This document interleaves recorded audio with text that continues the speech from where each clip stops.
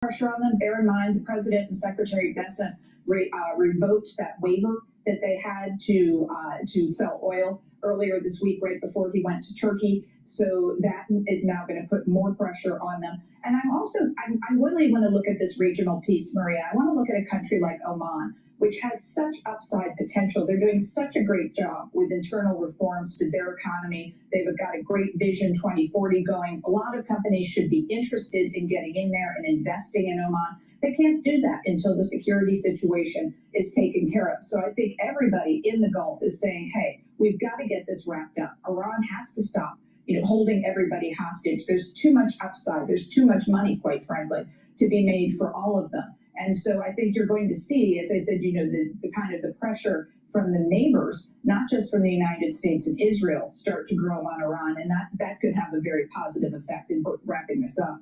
All right, Victoria, we'll be watching. I know President Trump has tried every which way to end this diplomatically, but it is not to be. Victoria, good to see you this morning. Thank you.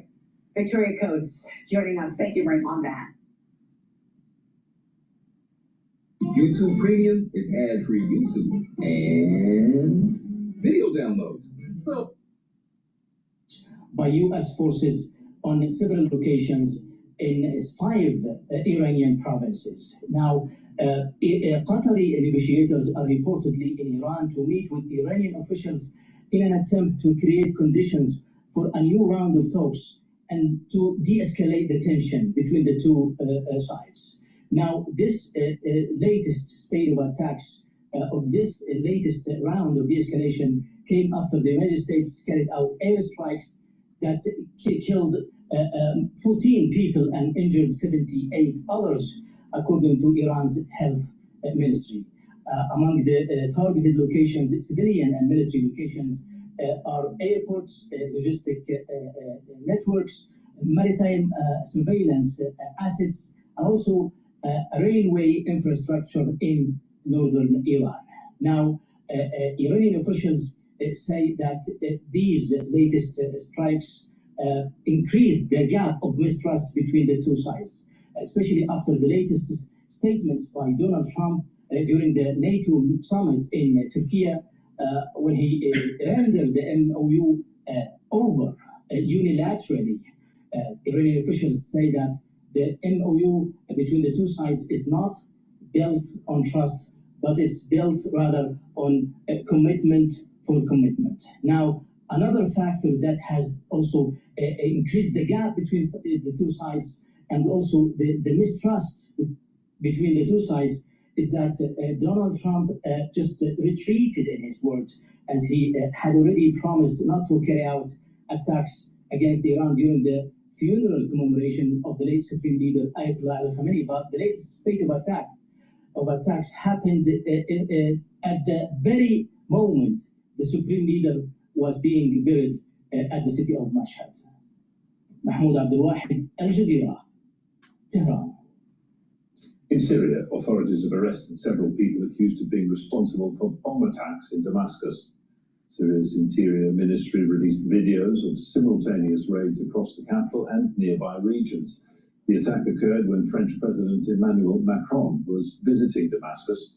Authorities say they arrested all members of the group believed to be behind the attacks on Tuesday and affiliated to ISIL. One person was killed and 36 others wounded. Now, Israeli settlers have attacked a group of Palestinians, including a child, in the occupied West Bank. The settlers assaulted the Palestinians on their own land in the area of Masafa Yatta near Hebron. Red Crescent medical teams provided aid for those who were attacked. Israeli settlers regularly target. Let's enjoy your weekend. Manuel, John Hancock, and Emily Rowland. Let's get a check on your equity markets. Almost 10 minutes into your trading day, and we are higher. We're not yet at a record. We need to get to 76.09, just above there, to hit another all-time high.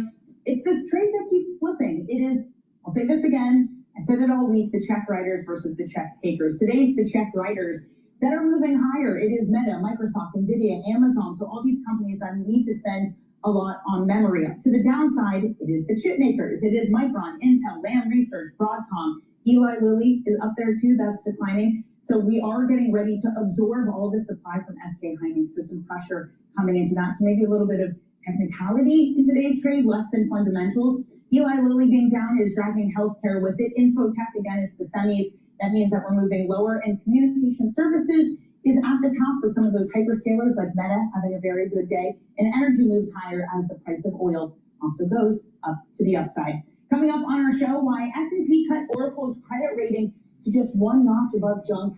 That's coming up. This is Bloomberg Open Interest.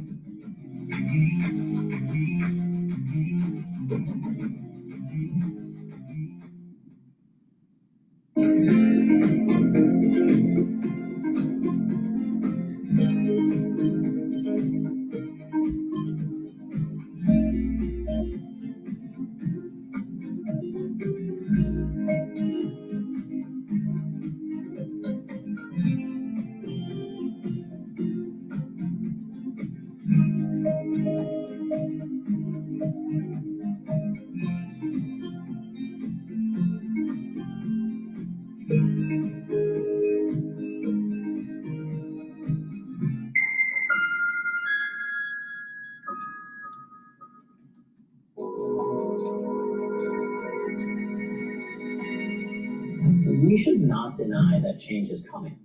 And change is not coming just in data centers and AI. As a world, we are building infrastructure, we're building energy, we're doing energy transmission, we're building next-gen manufacturing, we're ramping defense, and we're doing this thing called AI and data. We will see the largest need for capital ever.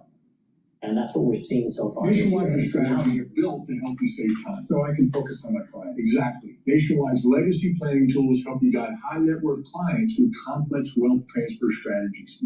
But look at this transfer. Smooth. And practicing. I see it. To build on this conversation, Stephen Cook of the Council on Foreign Relations writing, the president was insistent on a return to the status quo, and the Iranians were not willing to go along. There will be pressure on the White House to return to negotiations. Stephen joins us now for more. Stephen, welcome back to the program. The president's own words, let's just finish the job. What does finishing the job mean at this point? Well, it's unclear what finish the job actually means and how they would accomplish that. Finishing the job would essentially mean forcing the collapse of the Iranian regime, which I think the president has come to the determination is not really feasible. So this seems like bombast, trying to shape the behavior of the Iranians at the negotiating table. I'll point out that American strikes have gone further than they have before, hitting some infrastructure as a warning to the Iranians that should they continue to fire on shipping along that U.S. naval declared safe zone in the Strait, they'll pay a heavier price. I think this is all about negotiations. I don't think the president is returning to full-on combat with the Iranians, who refused to capitulate during the most intense phases of Operation Epic Fury. Stephen, how do you get negotiation between two parties who profoundly do not trust each other? Yeah, this is a real problem. And this is essentially a negotiation about the Strait of Hormuz. And I think the Iranians have made it clear that in the language of the MOU talks about arrangements for transit through the Strait of Hormuz. And they see that as their administration of it. It's a geographic power that they've discovered as a result of this conflict, and they're not willing to give it up, which is why they're firing on ships that are being guided through the southern route of the Strait. The United States wants to return to something more akin to the status quo that existed on February 27th. There is huge differences between Iran and the United States on this issue. It's not quite clear to me what these technical committees are talking about, given this gulf between Iran and the United States on the Strait. From Marcus' perspective, they're not exactly looking for some sort of wholesale, long-standing solution. They're just watching how many ships are transporting through the Strait of Hormuz. Is there enough of a U.S. presence and potentially even allies participating in that to protect a certain critical mass of tankers getting through the Strait of Hormuz without getting attacked by Iran, even if there is no agreement? I think that the most realistic outcome here is kind of what you see is what you get. I think the U.S. Navy is going to be involved in providing guidance through this southern route, with the Iranians periodically firing on ships to make a point and try to establish their control over the strait. This is something that could go on for quite some time.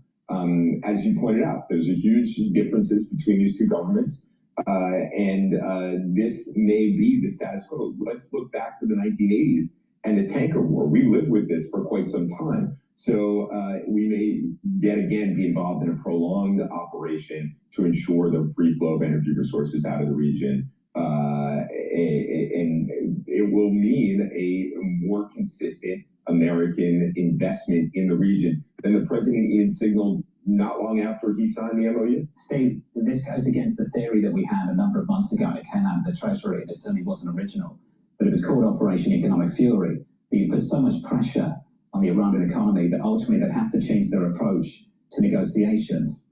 Any sign of a change of approach? No, the president did revoke the license of the Iranians to sell oil, which will have an impact on the Iranian economy. But what has been striking about this entire episode is that the Iranians are neither willing to capitulate on the battlefield nor the negotiating table under very significant economic pressure. This demonstrates what analysts have been saying for a long time. The regime remains intact and willing to apply a lot of pain on the Iranian people to ensure its survival. So Operation Economic Fury has not yielded any greater results than Operation Epic Fury. Is there a vulnerability, Stephen, that they need to look at? They've looked at economic pressure, it's not worked. Military pressure, overwhelmingly, the American military is superior in a number of ways. That's not worked either. What would work? Well, what would work would be the Iranian people rising up and bringing down this regime itself. That's what the United States and Israel tried to do to create an environment in which that would happen. But that underestimated the capacity of the regime and its ideological cadres to hang on. We don't know what will happen 6, 8, 10, 12 months from now. There was a significant time lag between the operations against Iran in the summer of 2025 and major protests that shook the regime in December and January. But we have very, very little insight right now as to what is happening inside Iranian society. We know times are tough for the Iranian people, but there's been no sign so far that they are coming out to the streets and demanding an end to the regime. Stephen, earlier in the conflict, there was some discussion around the U.S. running out of munitions, and that was part of the pressure to relieve maybe some of the most serious bombing efforts. Do we have a latest update on that? Do we have a sense of where that is? Yeah, I've seen some data on this, and that we have run down by almost 2/3 some of these munitions that we had built up over the years. And that is likely one of the reasons why the president has said, we're going to hit them hard, and then says they're begging for negotiations, to signal that he remains committed to a diplomatic solution to this problem. The munitions issue is a big one, and it is a very significant discussion here in Washington about the evolution of warfare and how these exquisite weapons that take lots of time and lots of money to build may not be appropriate in the age of drones and AI. Steve, it's good to see you. Stephen Cook there at the Council on Foreign Relations. To Steve's point, the asymmetric nature of all of this. Hello, my name is DrPaulCottrell. We are live streaming on Rumble, YouTube, and my website, the-studio-reykjavik.com. All these videos are for free, and I'm going to tell you how to trade the market. I am shorting natural gas and longing S&P 500 today. I've been doing multiple trades in pre-market session. Right now, the market has opened up, and it's been opened up for the cash market a little bit more than 15 minutes now. The S&P 500 is trading at 7,554. I have a long year-end target of 7,800 to 8,000. VIX is below 16, so volatility is low. We're doing pretty well. Things are just kind of humming along. The dollar is stable. The euro's at 114. The Japanese yen has strengthened a little bit. It's at 161.75, and Bitcoin is at 64,700. Oil is trading at 71.71. So it's above that 68.78 support level. The next resistance level, per the Fibonacci sequence that I've been talking about for ages here, that resistance level will be at 78. So you have a 68 and a 78 fib sequence range. Inside that, there should be a trading range between about 68 to about 72 for oil. Now, natural gas is trading at 2.919. We've been covering this. We were looking at it when it was at 3.2. I said it was going to go down. If you paid attention to me, you would have made some money. All right. Actually, you would have made a lot of money. So it's continuing to go down. It's at 2.911. We're in the summer season. It should continue to go down. Probably the next trading range is around 2.6 for the low bound and around probably 2.93. Before it was around 2.9 to about 3.3. Now we're going to have a new trading range because we broke that support level of 3. We're probably going to have a new trading range at about 2.9 to about 2.6. But you have to be really careful with this. It can move really fast in a different direction. So you have to watch. But overall, it's going to trend down for the summer. There are two headwinds, the war in Iran and what's happening with El Nino with these higher temperatures across the United States, which will lead to more usage of air conditioners, which would burn more natural gas. So you have to pay attention to the weather and what's happening in Iran. But the natural trend down for natural gas right now is happening. And if you just do some risk management, you can make some money. So that's my 2 cents. Long the S&P 500 right now and short natural gas. Please help support the work that I do because I do all these videos for free. Share the links, ask your social media to follow me, and purchase the great products that I offer. Go to my website, the-studio-reykjavik.com. If you follow my lead, you're going to make money and you're also going to get healthy. Magnesium and zinc, this will boost up your immune system and help with your brain function. Vitamin C and magnesium helps with your skin, your immune system, and brain function. Take them together for max benefit. Really important to improve that brain function. And another thing that will help with your overall health are probiotics. I have very high quality probiotics, either in the veggie cap form or in the powdered form, whichever way you want to take it, doesn't matter. But take it every day. And when you do that, your immune system at the gut level will improve. You'll have higher concentrations of IgA, your mucosal layer will improve, your gut biome will improve, the inflammation at the gut will go down, you'll reduce your chances of getting out, triggering or getting food allergies.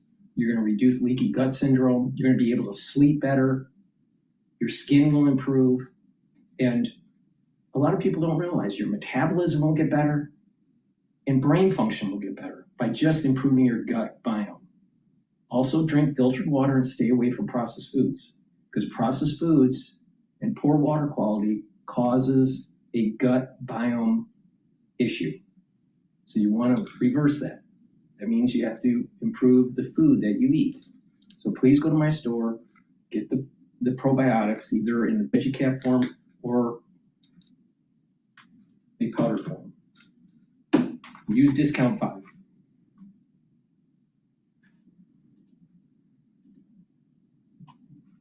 Discount or whether it should trade in par with it, but I would say that these ETF issuers, they would love to have their these single stock ETFs trading today, but the SEC is just not going to allow that. So we're not going to see these levered versions of SK Hynix here in the US likely until Monday. Has the SEC been pushing back at all, James, against some of these leverage ETFs, especially considering some of the risks that you just outlined?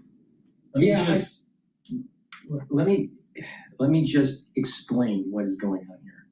The S&P, not the S&P, the natural gas is now at 2.901. It dropped down to 2.898 and came back up. It is only less than 30 minutes, and I made a ton of money.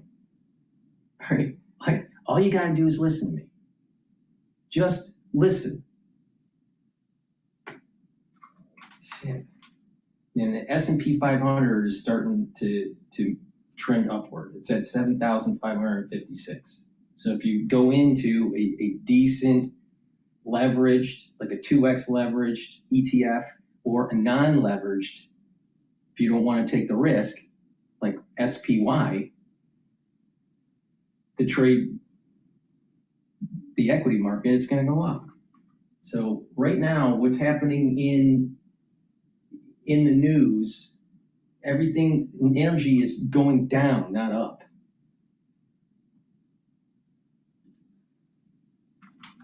Much bigger here in the United States, but just per capita wise or what have you, is there a way to see if retail is way over invested in these things when they're not in the stocks? Yeah, so I would say there's no indications that retail is like super overinvested. Actually, a lot of the information where you look at this, I talk about how much trading is happening. What you want to see is a lot of trading these things. The worst thing I would say for these is that there's a lot of assets that come here and there isn't a lot of trading, because that means people aren't using them the way that they're intended to be used. They are trading vehicles. You see a lot of money pouring in as these things do well, and a lot of money coming out as these things do well. A lot of money pouring in as they go down. Basically, people are taking profits, trying to call bottom. So for the most part, there's some like a level of like intelligence in the people that are using these things. So it's been kind of healthy, but obviously it's if you look at Korea, they are like outsized in their ownership. But here in the U.S., we have about $200 billion in these levered ETFs. If you account for notional exposure, the leverage that's embedded in them is over $500 billion, so it's huge. But for the most part, the biggest ones are in the biggest names.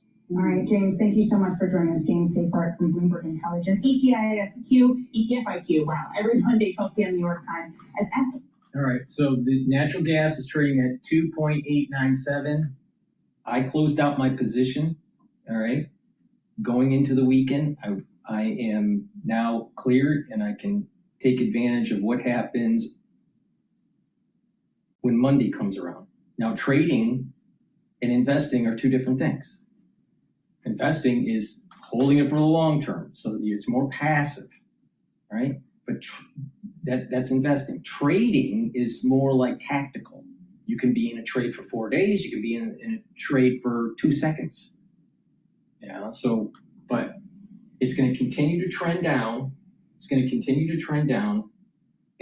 But the question is how much more will it go? Now, if you take a look at a 2-year chart of natural gas, it usually trends down during July and into August, and then starts to trend up. So just be careful. But again, the headwinds this year, El Nino and what's going on in the Middle East. And Trump has a tendency to do something when the markets are closed and it's on the weekend. So just be careful, all right? But right now, I have a tactical long position in the S&P 500 right now. And a very, very small hedge position for natural gas, just in case something happens and it starts to creep up. But very small. Okay, with that, please go to my store, the-studio-reykjavik.com. It's the allergy season. You need things that will help to neutralize allergens. Take the Manuka honey or the orange splash structural nanosilver lozenges. It will help to neutralize and help to protect that oral pharynx. Super important so you don't get problems with allergens. And if it's during the cold season, you're mitigating the problem. And if you're cleaning around your house, the basement, the garage, working in the yard, whatever, make sure you take some of these lozenges because you're going to neutralize just in case you're exposed to something. Super important. It's made from structural nanosilver. Make sure you get a few bags for your household. Use discount 5. You get $5 off. I want you to save some money because prices are too expensive because the Federal Reserve doesn't know how to manage the money supply. But I want you to get healthy. And so if you follow my lead, you'll get healthy. These are products that I use all the time. So please go to my store, the-studio-reykjavik.com.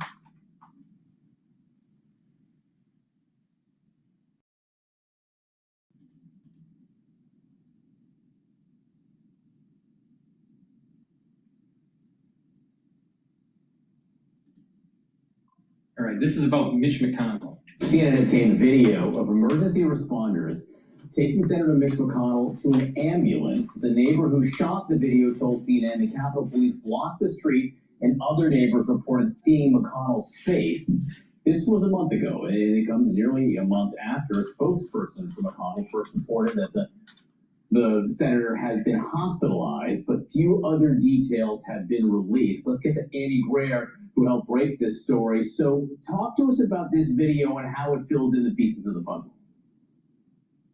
So John, what I heard from a neighbor of McConnell's around 8:30 in the morning on June 14th, this neighbor opened their door to commotion on the street. They saw 2 ambulances, a fire truck, and Capitol Police had blocked off the entire road. So this neighbor stayed on the street to try and figure out what was going on. And about half an hour later, at around 9 o'clock in the morning, this neighbor saw a person from McConnell's home being carried on a stretcher into an ambulance and said that they saw this person was wrapped in a blanket and that their feet was exposed, and that another neighbor standing next to them identified McConnell's face and saw that McConnell wasn't wearing an oxygen mask. So the firsthand witness that I spoke to said that they tried to ask Capitol Police what was going on, and all they were told was it was a medical emergency. They wouldn't confirm who it was for. And these new details come as we know very little about Senator McConnell's condition, why he was brought to the hospital on June 14th, and why he remains there. Joining us right now is emergency physician, Dean of the Yale School of Public Health, Dr. Megan Ranney. It's great to see you, Dr. Ranney. Clearly, Mitch McConnell is not your patient. So having said that, the neighbor sees that he's taken out on a stretcher. There's EMS audio of emergency responders being called to the home for an unconscious person for cardiac arrest. Someone is heard saying CPR in progress. How serious is this case if this comes into your hospital? And it's difficult to reconcile the video that you've just shown with the story that we heard earlier about there being CPR in progress. So let's start from the beginning. You get a call to EMS about someone being unconscious. We send an ambulance crew out to assess. The causes of unconsciousness are myriad, ranging from seizures, which I and others have speculated that Senator McConnell may be having based off of those episodes where he freezes on camera. Could be that. It could be that he fell and hit his head. It could be a cardiac arrest with your heart stopping. So you get the call, the ambulance, the EMS specialists go. When they arrive at the house, they assess the patient. They say, do they have a pulse? Are they breathing? Are they talking? That's the point, it sounds like, where someone reported that CPR was in progress. Now, that CPR could have been initiated by the ambulance folks, by the paramedics or medics, or it could have been initiated by someone in the house. And for viewers, knowing CPR is great, but just because you initiate CPR as an untrained professional doesn't mean someone had a heart attack. Okay, that's as much as we've known up until now, is that there was CPR in progress and the ambulance did respond. Now you have this video. The thing that struck me about the video, Kate, is that nobody seems to be in a rush. If there really had been CPR in progress, if Senator McConnell had truly been in a cardiac arrest, you would expect that they would be rushing, not taking their time, loading the patient into the ambulance. So that's the big additional piece of information that I think we got today. Beyond that, it is largely speculative, and I think we're all wishing Senator McConnell the best. Absolutely. And as you're kind of noting, Senator McConnell obviously has been in public life for decades, and he has had a lot of health issues in the past. We know that he had polio as a child. He's been hospitalized for falling in recent years. He has had those episodes of freezing up in public that you're noting. He spent a week in the hospital this year. His office said it was for flu-like symptoms. He's 84 years old. If you have a patient with a profile like this, what questions, concerns do you have at this point? Well, to me, one of the biggest questions is around the fact that he's been in the hospital for 3 weeks. For an average person, for you, for me, for viewers or their parents, A 3-week stay in the hospital means that you're pretty seriously ill. We try to get folks out of the hospital pretty quickly these days. Now, that may be a little bit different for Senator McConnell, given that he is a VIP, but it makes me concerned that he did have some time in critical care or has some elements of his stay that are requiring continued hospitalization rather than home care. And then on top of it, I would want to make sure that all of his systems are working as best as they can. His mind, his heart, his lungs. As you noted, he did have polio as a child. It's one of the reasons why he's been such an active advocate appropriately for childhood vaccination. But that can have. Mitch McConnell's office, well, please, the Senate staff, everyone else in the Senate staff is really where but I just think the notion that because there's not a major piece of fighting legislation, fighting legislation that's priority to Republicans, that somehow the residents of the state of Kentucky are entitled to know, number one, what the health status is of one of the most senior senators in the United States, and two, the fact that there isn't an election somehow obviates the senator from one, transparency, or two, doing his job. There's probably a trust issue too, because I think during when McConnell was a leader, he was someone who manipulated the calendar a lot. Somebody who would delay votes for this reason or that reason. Most famously, when it came to the Supreme. I did not like Mitch McConnell at all. Now, I'm sure he probably has some sort of cardiovascular, maybe even mental function issue. Stroke, seizures, something like that. Probably seizures. Please go to my store, the-studio-reykjavik.com. Get the vitamin B complex. The vitamin B complex is super important to take because it'll help to rev up your metabolism so you're controlling your weight, your energy levels. When you get older, your metabolism starts to go down. So you want to target that. So you can improve that cellular metabolism by taking the vitamin B complex. Vitamin B complex will also protect your neurons because it has vitamin B12. And the first 4 B vitamins in this complex will help to boost up your mitochondria. So you'll have more ATP. They work directly with the electron transport chain to build more ATP, which is the major energy source that your cells and tissues need. So when you're improving those tissues, they're going to perform better, including your neurons.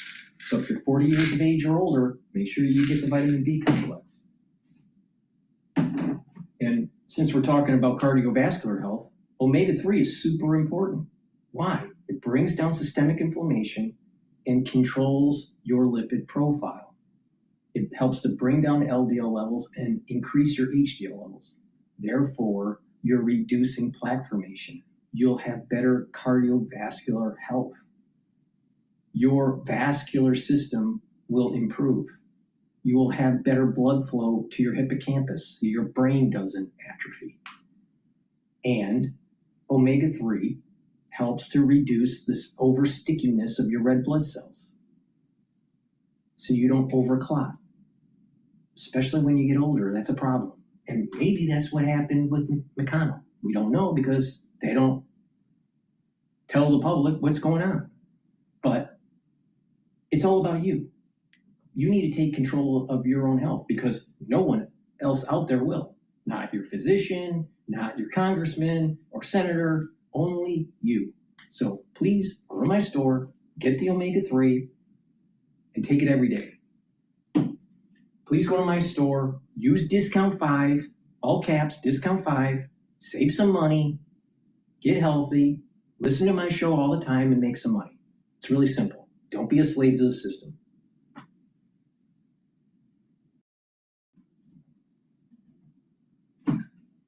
Available in my size, so I give up. Where a lot of the young women here were doing it. Yes. It was the greatest thing ever. Yeah, but then when you can't get what you want, it's not worth it. Exactly. And it's tough to actually surf through their website to find things that you actually want as well. Right. After a while, you're just thinking, whatever's in my size, just send it to me, please. And that's probably not what you were thinking when you first signed up for the service. All right. Thank you so much, Alan Parnell. She is our equities reporter here at Bloomberg. And of course, for more conversations like this, be sure to subscribe to our Stock Movers Reports, where we offer 5-minute audio reports on the biggest winners and losers in the the stock market. Subscribe to Stock Movers on Apple Podcasts.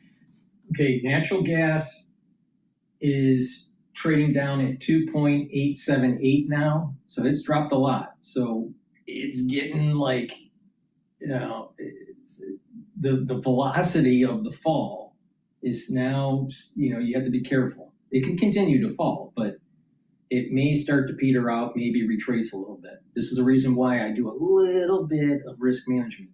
I know that the overall trend's probably going to go to 2.6 over time. The probability of it. This is all about probability. No one knows for sure about anything, but it's all about probability. So there's probably a 65% chance that it gets to 2.6. There's a 35% chance that it goes back to 3.0.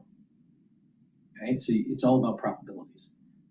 But it's also the speed of the change, the velocity of the change, and the acceleration of the change. So price movements there can be the velocity of the price, but also the acceleration of the price. And when you have acceleration of a price move, it will start to decelerate, right? And then start to plateau and then maybe retrace. And that's what I'm thinking might be happening at the 2,850 range. Okay, with that, let's listen to John Bolton about Trump, because he has nothing better to say about anything but to complain about Trump. And I really believe that the deep state that no one can find is literally in his mustache.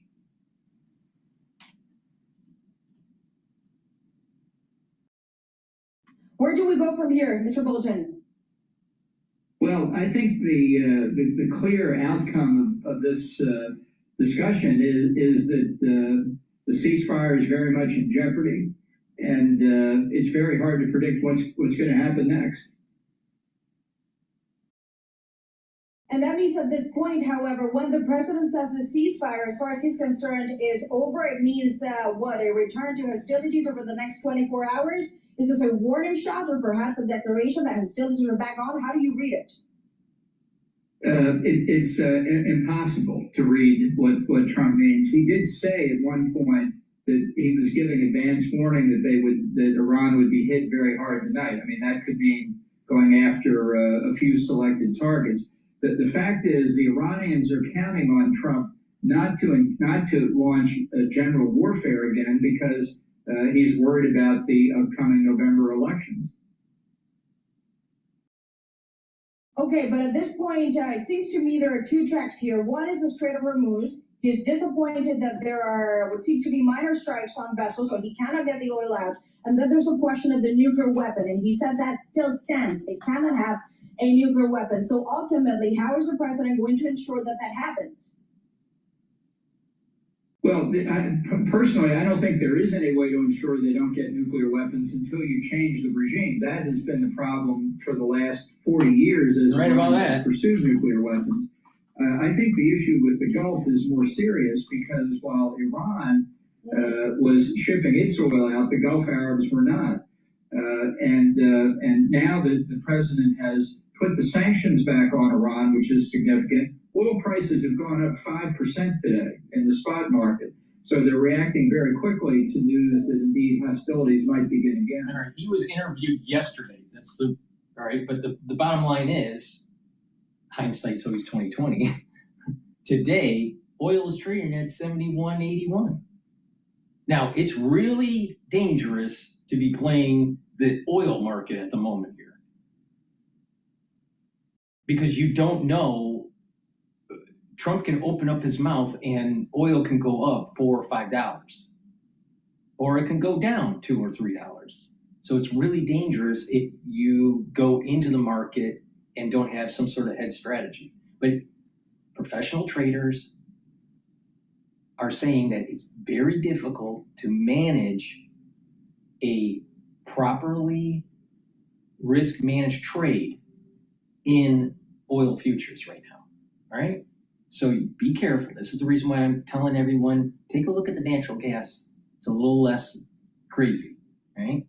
It's a little bit more trending to its normal trends of seasonal trends, let's put it that way.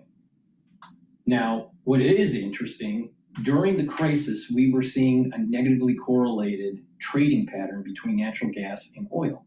Oil would go up, natural gas would go down. If oil was going down, natural gas would go up. Right now, we have positively correlation. Now, when it comes to trading different assets, there are these periods of time where there's an oscillation and a changing of those correlations. This is the reason why when people have a diversified portfolio, sometimes that diversification doesn't work, because diversification, by definition, means stable correlations, either negatively or positive, depending on what you want to do. So the point that I'm making here is that something is changing. The system is changing. This is the reason why all those people that are just stuck with the fundamentals, they don't get it. They'll never get it. Complex systems emerge with certain behaviors, micro behaviors and macro behaviors.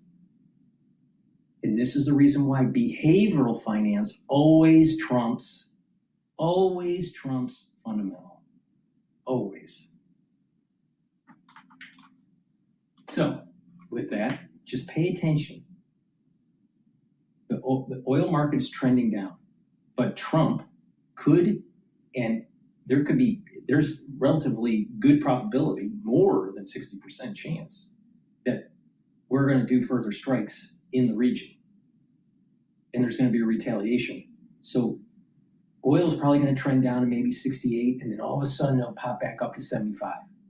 So this is the reason why you got to be careful with oil. Trading it is not easy. It's not easy. But as I was explaining what was going on from the day that the war started and the trading pattern, I kept on shorting. All right. At first, I had what is called a straddle position for hedging, and then I made money on the uptick, and then I closed it, and then I kept on shorting as it kept on climbing.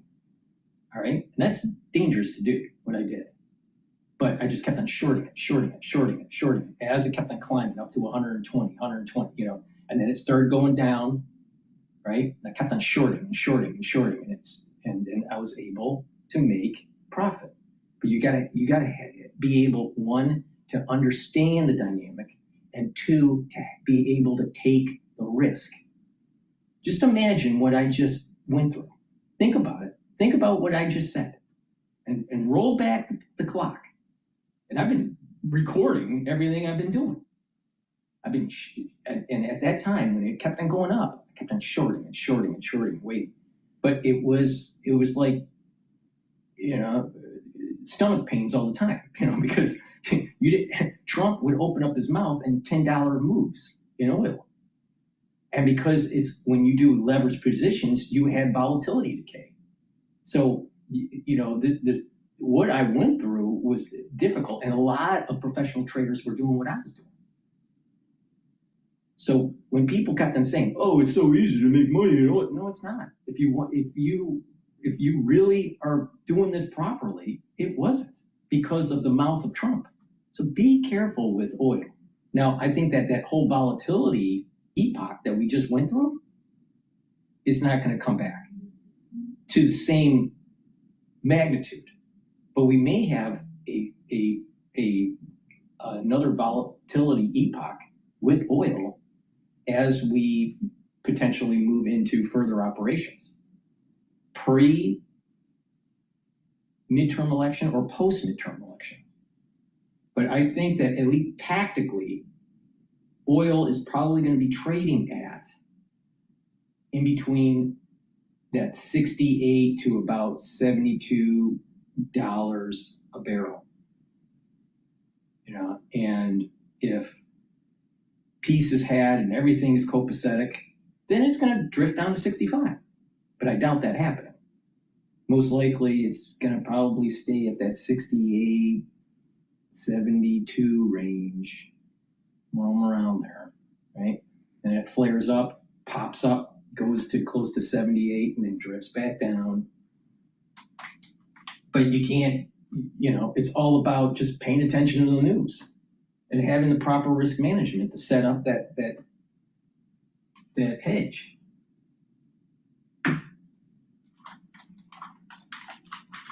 And the president also said some very colorful language. He said these people are scum, they're liars, they say one thing and do another. Is that surprising to anyone? No, this is typical Trump. A few months ago, it's hard to keep all this straight, but he said he had achieved regime change in Iran. The previous leaders had been eliminated, and he now had this wonderful group of people that he was dealing with. So he will say anything at any time, and what he may have said in the past that he's contradicting simply doesn't bother him.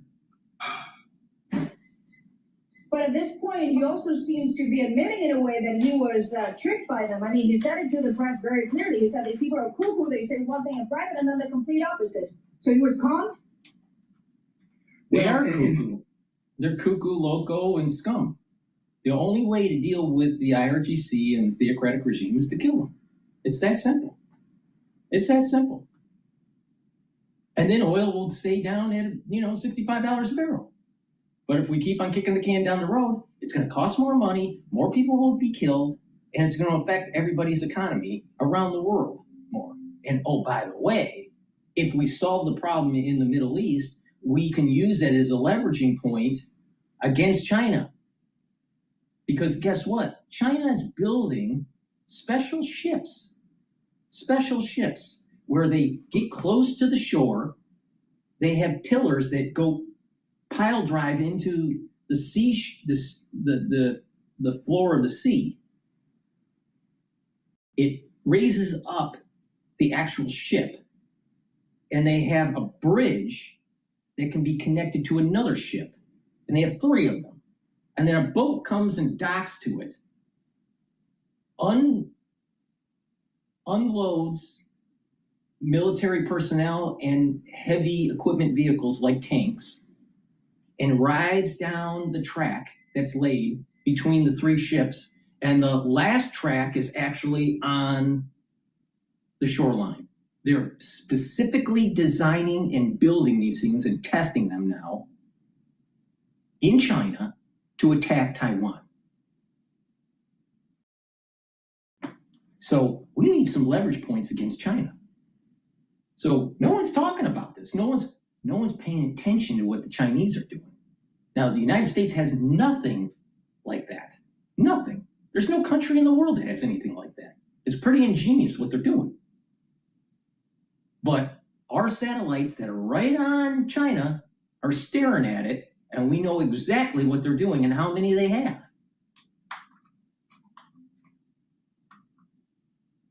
Now, but we want to kick the can down the road for Iran because Trump is family. That's correct. I mean, the negotiators he has working on this, Jared Kushner and Steve Witkoff, don't know anything about Iran, don't know anything about nuclear weapons. Other than that, what could go wrong? Well, many things at this point. As you say, the oil market is reacting very heavily to it. But just to move into NATO itself, there is a joint declaration. The allies also say they commit to Article 5, a message clear from the U.S. However, the Europeans will have to take care of their security. Overall, was this a good NATO summit or just the bare minimum? Well, I think the final statement that was agreed to unanimously is a good statement, and I think it does advance a lot of objectives. I think frankly, the outcome for Ukraine, maybe not everything that Zelensky may have wanted, but still nonetheless very positive. If you leave Trump's critical remarks of Spain and a few other things that he said aside, I think this turns out to be positive for NATO. It's interesting, though, that there's no mention in the final statement of the 2027 NATO summit, which had been scheduled for Tirana, the capital of Albania. Frankly, it would not be a bad thing for NATO not to have a summit next year. Why roll the dice again? What do you mean by that? Because Mark Rutte just said it will happen in Albania, but didn't give a date. Why would it be good to not have a NATO summit? Well, number one, you don't need a NATO summit every year. If you look at the history of the alliance, sometimes they're once every 2 years, once every 3 years. In recent years, it's been every year, but there's no requirement for that. Who knows what Donald Trump's mood will be a year from now at some unspecified date. If you skipped a year or two, wouldn't be the end of the world. And sir, I want to ask you just a final question on this point. As you said, he lashed at the Spanish. He said they're not a team player. And he also said when it comes to Denmark, they're not taking care of Greenland. He also repeated it should be, quote, under the control of the United States. You know the man one-on-one. Is this a fixation or does he really mean business? By the end of his term, Greenland will be controlled by the U.S. No, he's trolling people, as they say. In the first term, I was in his office once. He was dictating a tweet, and he told the person typing the tweet, capitalize all the letters in that last sentence, which a lot of people, it drives them. It just is very, very distracting for people. And he turned and said to me, do you know why I just said that? And I said, no, why? And he said, because it drives them crazy.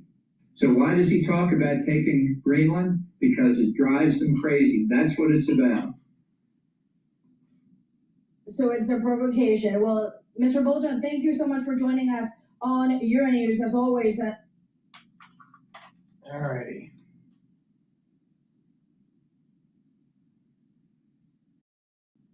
Please go to my store, the-studio-reykjavik.com, and get the Goodnight Formula. Goodnight Formula will help you to get into those 3 to 5 cycles of REM sleep and deep sleep, so you're consolidating memory and detoxifying your central nervous system, and you'll be well rested.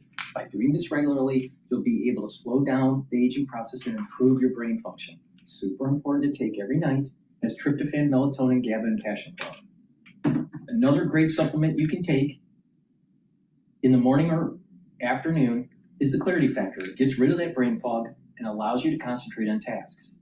And what will happen is that you'll have positive neuroplasticity. You'll be able to think faster and have better memory. Take this every day to help improve your brain function. Super important, and it will allow you to concentrate. Drink it with filtered water. Digestive enzyme complex. Super important if you're 40 years of age or older to help your pancreas. Your pancreas is how we digest. It produces enzymes to break up carbohydrates, proteins, and lipids. By taking digestive enzyme complex, you're helping your pancreas, because it has the enzymes to break up those carbohydrates, proteins, and lipids. Allow you to absorb your nutrients with less stress on your pancreas. Super important. This also has bromelain to help break up clots, and it has the proteolytic enzymes to help to break up glycoproteins. Super important, especially during the cold season. So please go to my store and get the digestive enzyme complex. Make sure you use discount 5, save some money. Go to my store, the-studio-reykjavik.com.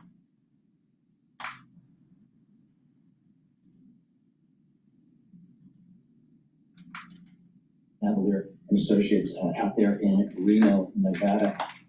Great Bloomberg opinion column out here today. Meta ushers in the era of the K-shaped company. A new class divide is emerging in big tech between those at the top of the artificial intelligence hierarchy and everyone else, with the former receiving high salaries and resources and the latter being viewed as disposable. Beth Poet joins us here. She is a Bloomberg opinion columnist, author of this piece. Beth, what's going on out there with some of these big tech companies? It seems like if you're in AI, they love you.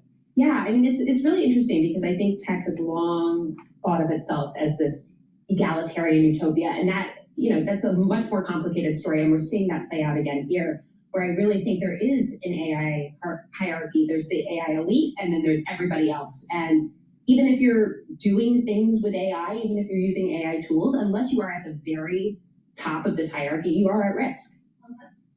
Unless you're the kind of person who is recruited to work at, say, a Meta and in charge of developing the AI capabilities, everyone else just feels like they're, hired hands and disposable increasingly. Yep. What is happening at Meta that is really exacerbating this divide? So we really are seeing this here. So there's, executives have thrown massive pay cut, like 9-figure salaries at developers, researchers, engineers who are really at the top of this field. Everybody else has faced the prospect of mass layoffs. I mean, we're talking, 10% of the company, multiple times over, right? We've seen multiple rounds of mass layoffs here. Workers have been surveyed in order to basically train their AI replacements. They've been drafted onto teams that are described as sort of soulless gulags. So it's this company that once was really one of the most coveted employers in Silicon Valley for a lot of people has now become, it's people are sort of hoping to get laid off. They want out. Well, what's really interesting here is Meta has walked some of this back. They've acknowledged recently that the way some of their various initiatives were rolled out was atrocious. They've said the environment is brutal. And I don't think this is because all of a sudden they discovered empathy. I think this is because it wasn't working, right? Like they are not winning the AI race. And I mean, that's not a big surprise that if you treat employees this way, they're not going to perform for you. So I think they've kind of realized that a little bit. They know what the problem is. They know what the problem is. How are they solving it? Because there is a talent war. You just talked about these 9-figure salaries for... Now, for the ones that are watching the dashboard, you'll notice that there was a big drop in the S&P 500, big candle drop. VIX spiked up, and oil started to go up to 72.68. And natural gas now is trading at 2.896. It was trading at 2.874. We also have in the 10-year price, it dropped, and Bitcoin dropped, and the dollar is starting to gain. So there's something that is happening in the market, maybe some news that I don't see popping up yet. But this is the reason why I said you got to pay attention and have a little bit of risk management. All right, either there's lots of ways to do it. I'm not going to go into the details of it, but there are 1,000 ways to do risk management. But just pay attention to the price curves that are on the dashboard here. There is a little bit of movement going on here.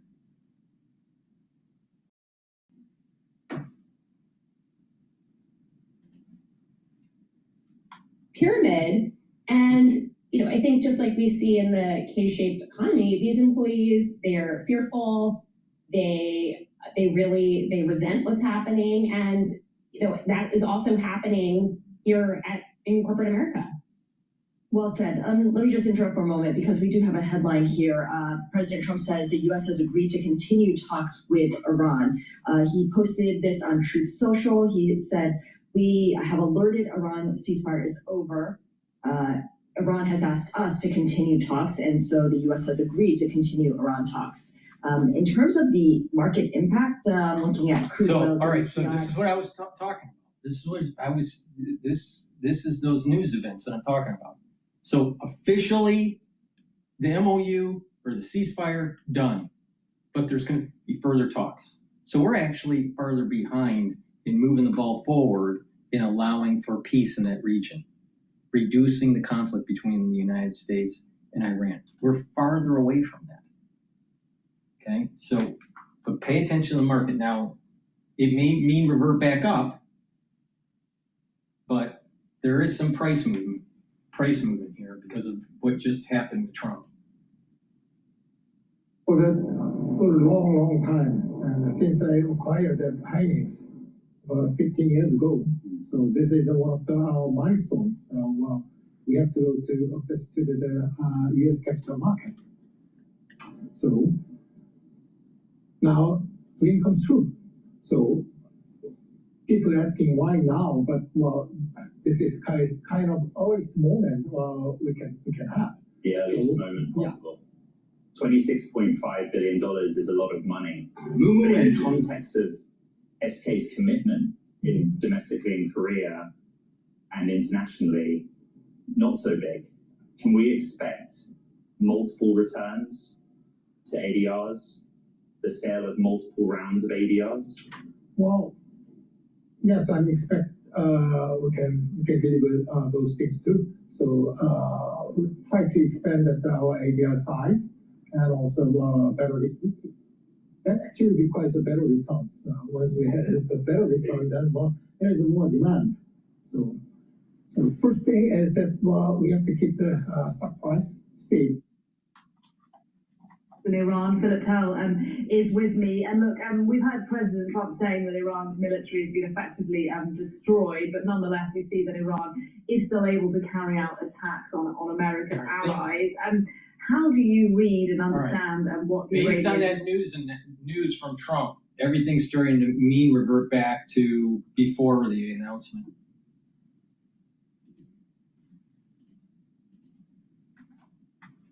It's key to flex its muscles because it knows that the Americans are in a weak spot right now as far as the war in Iran is concerned. They want to put the pressure on American bases or American soldiers based outside of Iran and on Iran's immediate neighbors to put pressure on the US to end the war. They know that they can play this out. They are facing a long-term project here to try to destabilize the United States, and the longer this goes on, the more chance the Iranian regime has of surviving. The problem is that Iran's economy is suffering very badly. I'll give you a couple of figures. $270 billion worth of damage to the economy since the start of the war back in February, and the International Monetary Fund says it expects the economy to contract by 6.1% this year. The United Nations warning that over 4 million Iranians are now living below or could live below the poverty line as a result of the war. So there is pressure on the Iranians also economically to be able to get over this war and to get the country back on its feet.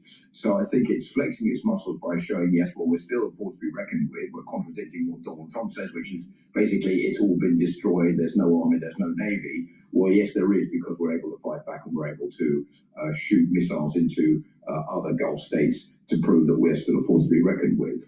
Look, Donald Trump also saying earlier this week that the ceasefire with Iran is over, it's done. But look, what alternative really is there to the peace talks that they need to hash out? Well, if you read between the lines of what Donald Trump's been saying, he says the ceasefire is over, but there's no mention of the peace talks being over. So these are still carrying on behind the scenes. It's difficult. The prospect of this 60-day memorandum of understanding coming to fruition, there being a peace deal between Iran and the United States, is looking incredibly fragile right now. But there is still a push, I think, on both sides to try to find some way forward, basically because there is no other alternative. They don't want either the United States or the Iranians to go back to full-scale war. That will be a disaster for Iran. It will also be a disaster for Donald Trump. Remember, the war is vastly unpopular in the United States.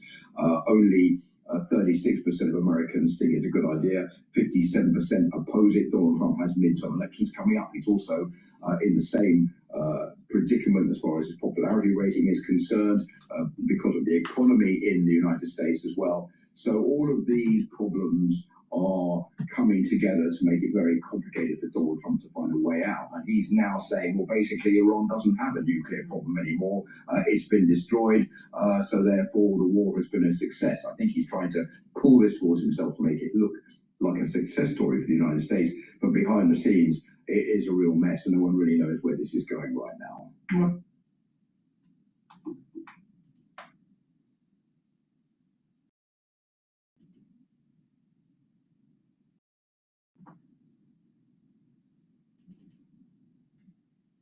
Morning, Joe. The fact that the MOU is so obviously lopsided in Iran's favor is paradoxically a reason why I don't think we will see, or I don't anticipate a return to full-fledged war. There was a phrase that President Trump used in the context of Israel and Lebanon a few weeks ago. You may recall, he said, a ceasefire in this region is when the two sides are shooting at each other a bit less. There was a truth to that, I think, and there's a truth to that in this context as well, which is that what we're seeing here with Iran attacking ships and the United States striking back is a kind of skirmishing. They're feeling each other out to say, I don't want you to take license with this MOU, but I don't want to walk away from it.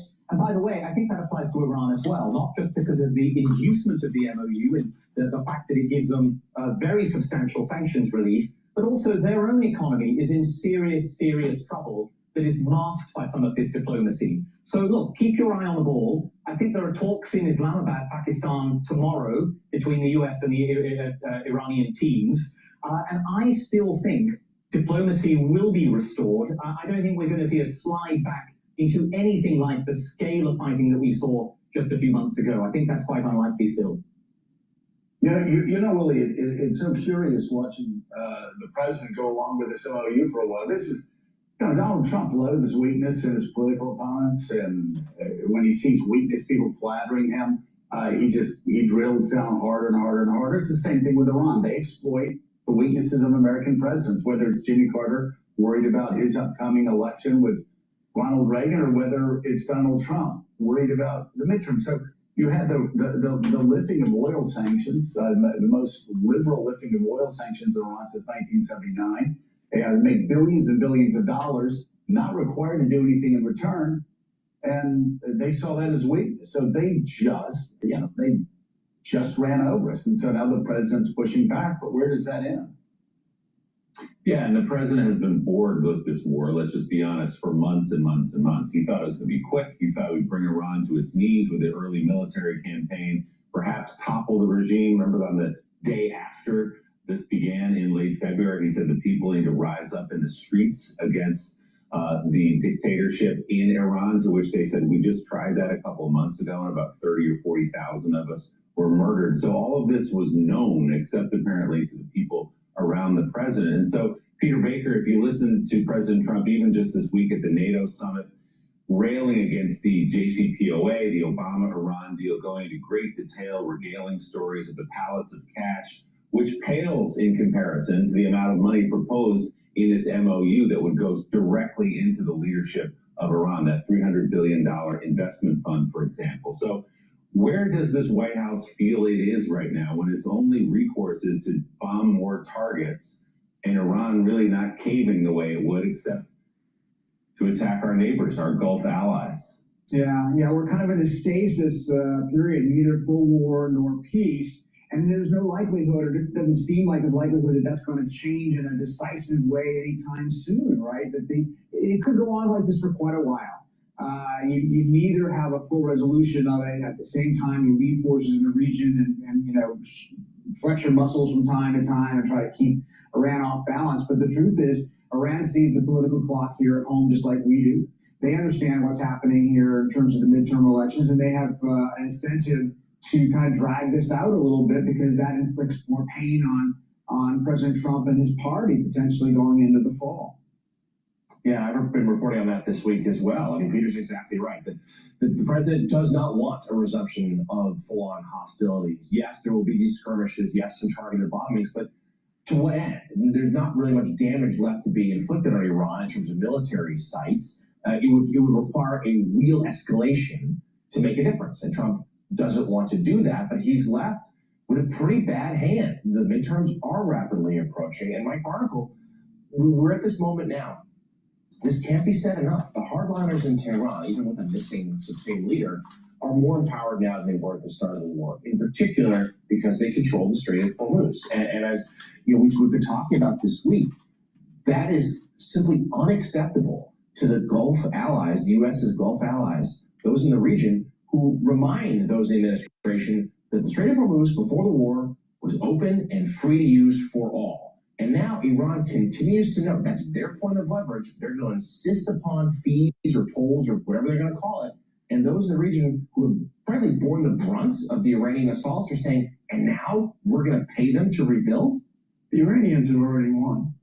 They've already won.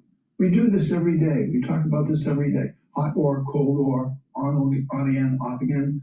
Let's not go to Spain ever again. Things like that. It's the level of exhaustion, frustration, and chaos for the last decade, really, in the American government.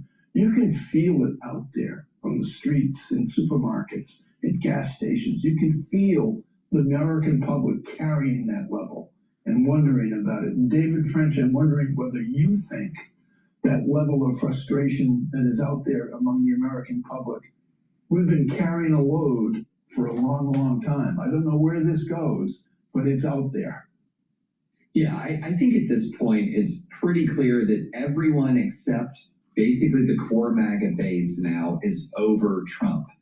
And even that core MAGA base is beginning to whittle away, just sort of step by step by step. I mean, well, look, Trump, I definitely have Trump fatigue. I want Trump to just solve the problems, get the job done in Iran, kill the IRGC, fix the White House, deal with domestic issues, get some of these bills that have been discussed passed, and then exit stage. I'm tired of Trump. I really am tired of Trump. So he's right about that. And I voted for him 3 times. And I also feel that Trump has a tendency to act very unpresidential. You know, it's time that he needs to grow up. You know, hopefully he grows up in his last 2 years in the administration. I doubt it, but I have Trump fatigue, especially with the fiasco that's going on in the market with him. And he opens up his mouth one day and then, 3 hours later, he's saying the opposite. He's bipolar.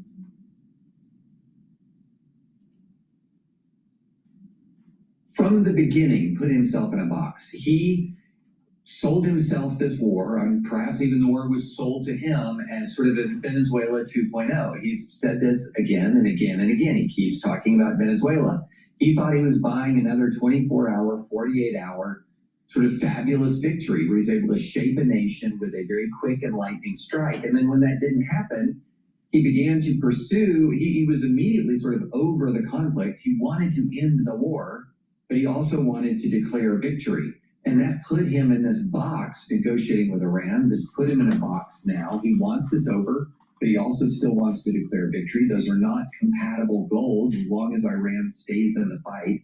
And that's why Iran's strategic position just keeps improving, even though, it is taking serious damage from American forces. Overall, its strategic position improves, in large part because Trump's political position is so incredibly weak. Well, Shashank, yes.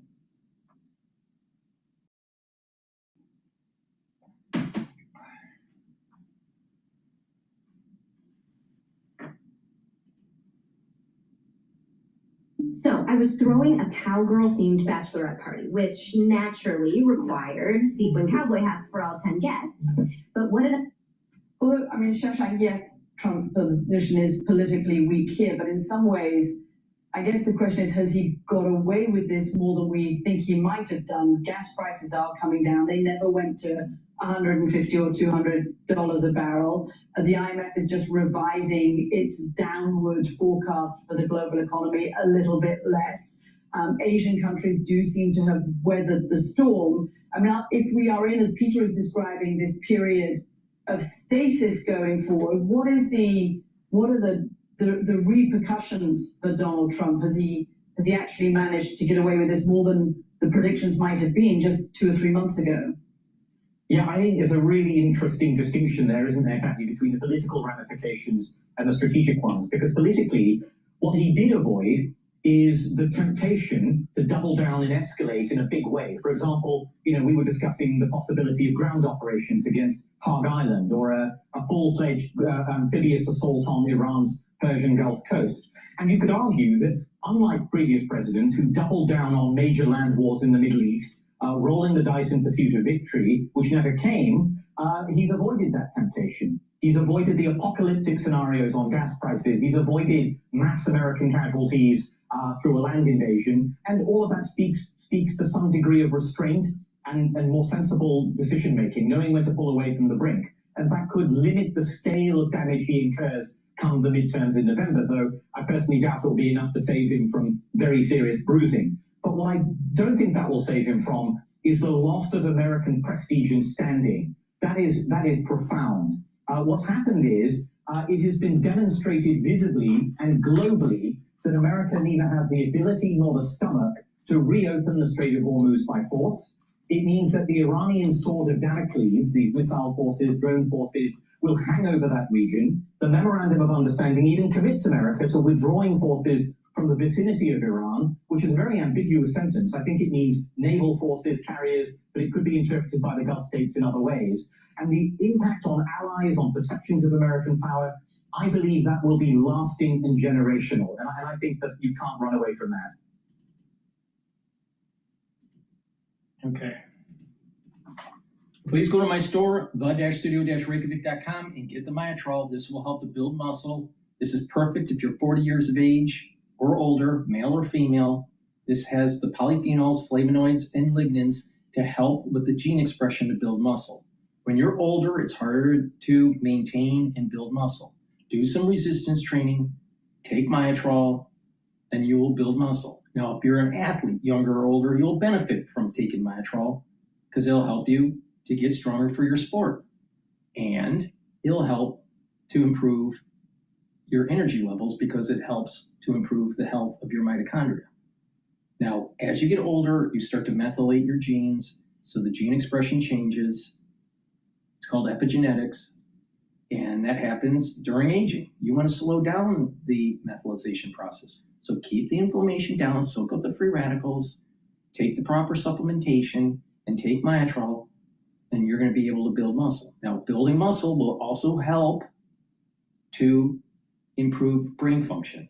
Why? By building muscle, especially your calves, you're going to be able to have better venous return flow to your heart. And that means that your vascular system is moving better. In addition, when you build muscle, you're increasing the concentrations of myokines and BDNF, which are super important because they're neuroprotective. So there's a correlation between brain function into your geriatric years and actually musculature. So it's really important to pay attention to me. I know what I'm talking about. Get the Myotrol. Now, gladiator barley, this will help to detoxify your body, bring down inflammation, soak up free radicals, but also help to build muscle. Do some resistance training and take the gladiator barley. You can take it separately or stack it with the Myotrol. I highly recommend you stacking it because the gladiator barley has the building blocks to build muscle. Myotrol will help with the gene expression to build muscle. So please go to my store, get the gladiator barley. Now, it doesn't just help building muscle. Gladiator barley will help to improve your immune system and your endocrine system, cardiovascular health, help with you recovering after a workout, bringing down inflammation, helping with brain function. If you pay attention to me, I'm telling you supplements that will help multiple systems of your body so you get the max benefit. Heirloom barley detoxifies your body, soaks up free radicals, brings down inflammation. So you're helping with your immune system, your endocrine system, and all your other systems I just mentioned. It doesn't help with building muscle. So if you want all that plus build muscle, get the gladiator barley. Now, if you're an athlete or you have a kid that's in athletics, I highly recommend you getting the gladiator barley for them and the Myotrol.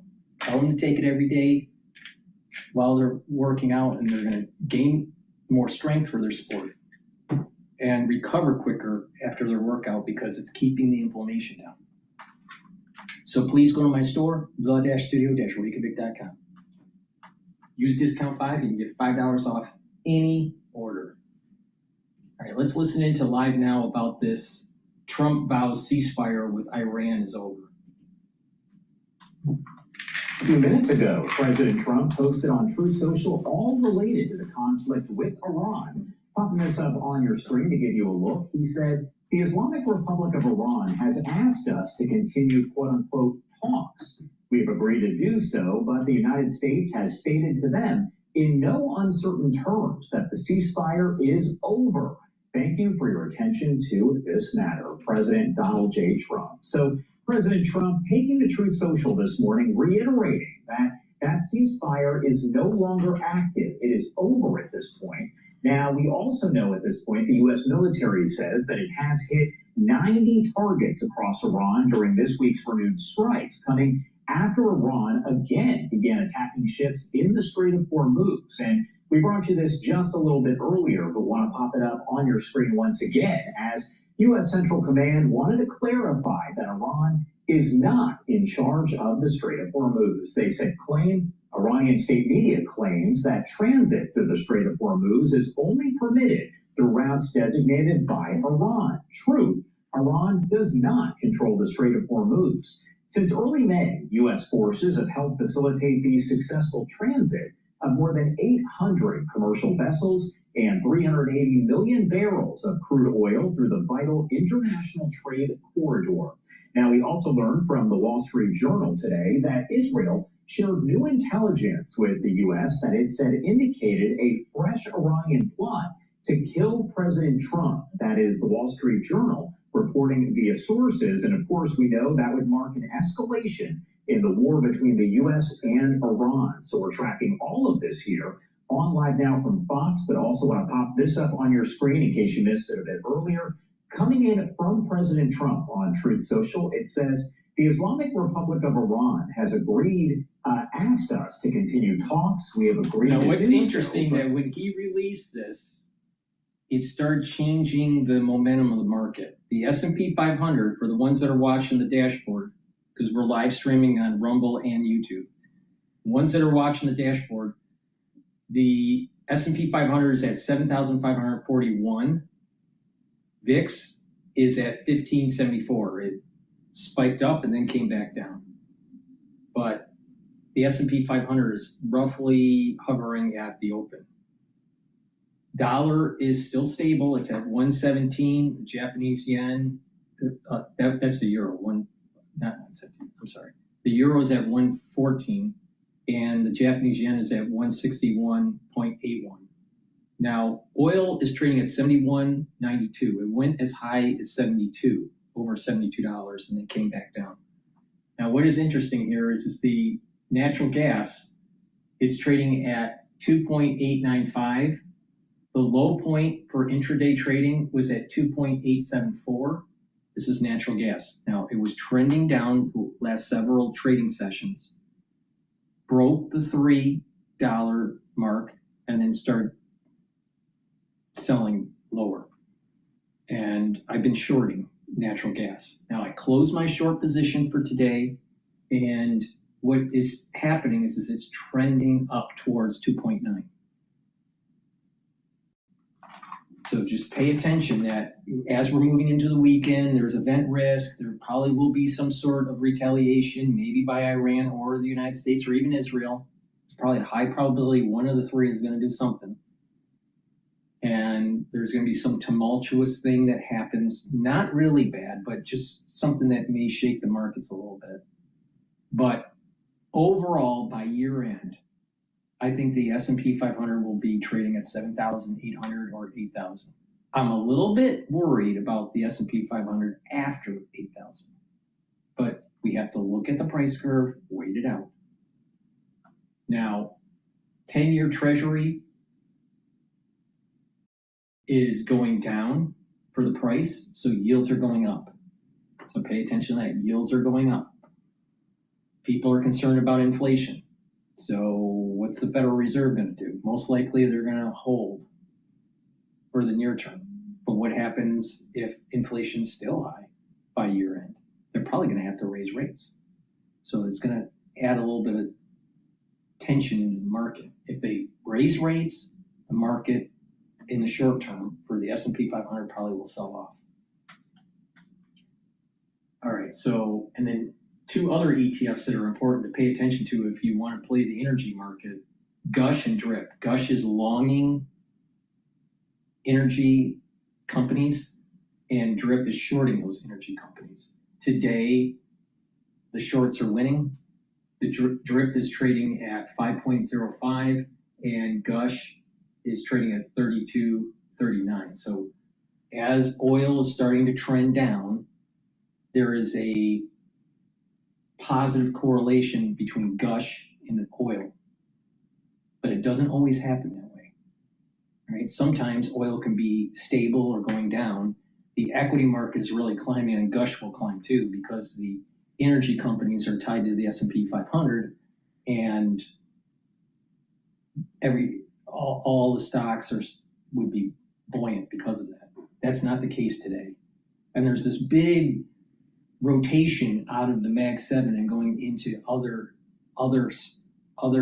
stocks, maybe tangential to AI tech companies, or just moving into defense plays but there is a rotation. It seems like there's a rotation coming out of the Mag 7. Please go to my store, the-studio-reykjavik.com. Get the ashwagandha root. This will help to control your blood glucose levels and your cortisol levels. That's really important to help with your immune system and cardiovascular health.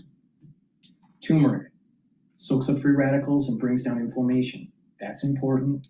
You're going to be recovering after a workout quicker. Your immune system will be better. Your endocrine system will be better. And your cardiovascular system will be better. Why? By bringing down inflammation and soaking up free radicals, you have less concentrations of oxidized LDL. Therefore, you have less plaque formation. Lignans helps with the immune system and the endocrine system.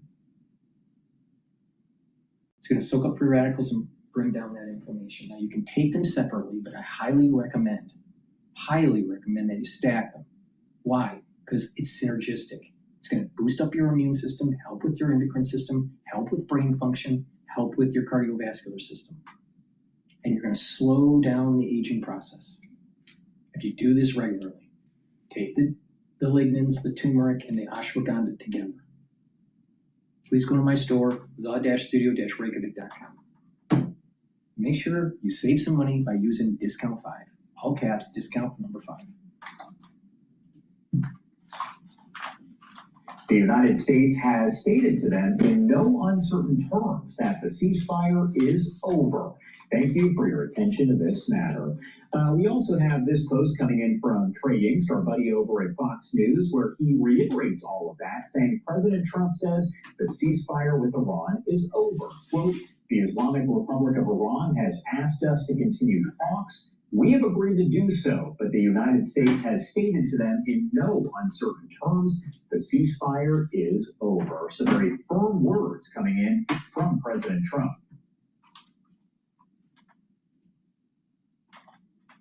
All right, this is BBC talking about,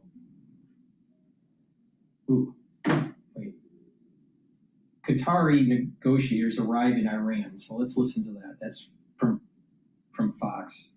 People who have a lot of credit card debt can be thankful for this. There's something called financial hardship that allows Americans to get immediate financial. Tensions remain high in the Middle East. Mediators are pushing to restart talks between the U.S. and Iran after the latest round of fighting. All of this coming as Israeli intelligence reportedly reveals another plot to assassinate President Donald Trump. Mike Tobin is live in Tel Aviv. He's got the latest details on that for us. Hello, Mike. And Sandra, we just got word in the last few minutes that Qatari negotiators have arrived in Iran with the blessing of the United States and the goal of de-escalation as well as trying to get the Iranians back to the bargaining table. This, as you mentioned, Israeli intelligence, according to the Wall Street Journal, relayed to the United States a very specific plot to assassinate President Trump. That last bit of information, frankly, doesn't come as a surprise to anyone. The Iranians have not been subtle about it. If you look at the funeral for the late Ayatollah Ali Khamenei and the banners they displayed, they read, "We will kill Trump," both in English and in Farsi. Iranian threats to kill Trump date back to 2020 when Qasem Soleimani was killed during Trump's first term. The interviews with... because when you're killing, when you're putting a contract on the head of the United States, you got to do it in Farsi and in English. Person chants at the funeral were, "By the blood of the martyred Ayatollah, we will kill Trump." A lot of anti-American and anti-Israel chants.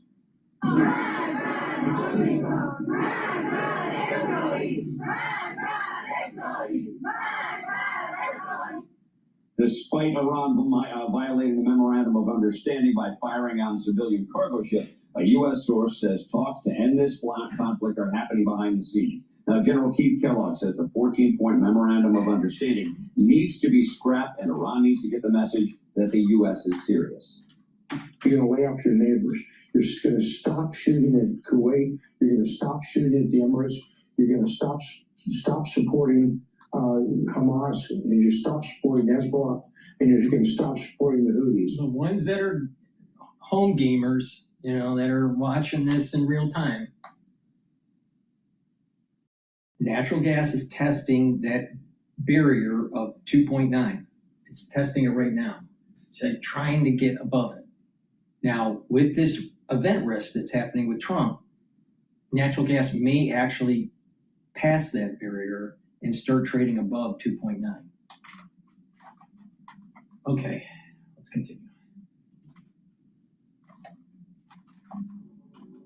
And Prime Minister Benjamin Netanyahu of Israel had a phone conversation with President Trump yesterday. Netanyahu does not support President Trump's desire to sell F-35 fighter jets to Turkey. The Prime Minister emphasized comments from the Turkish president in the past against the existence of Israel. Netanyahu has been making the argument that the balance of power in the Middle East is maintained by Israeli air superiority. Sandra? Okay. Mike, as far as what may be happening next in the coming minutes and hours, what are we looking for as far as White House and international reaction to the moment?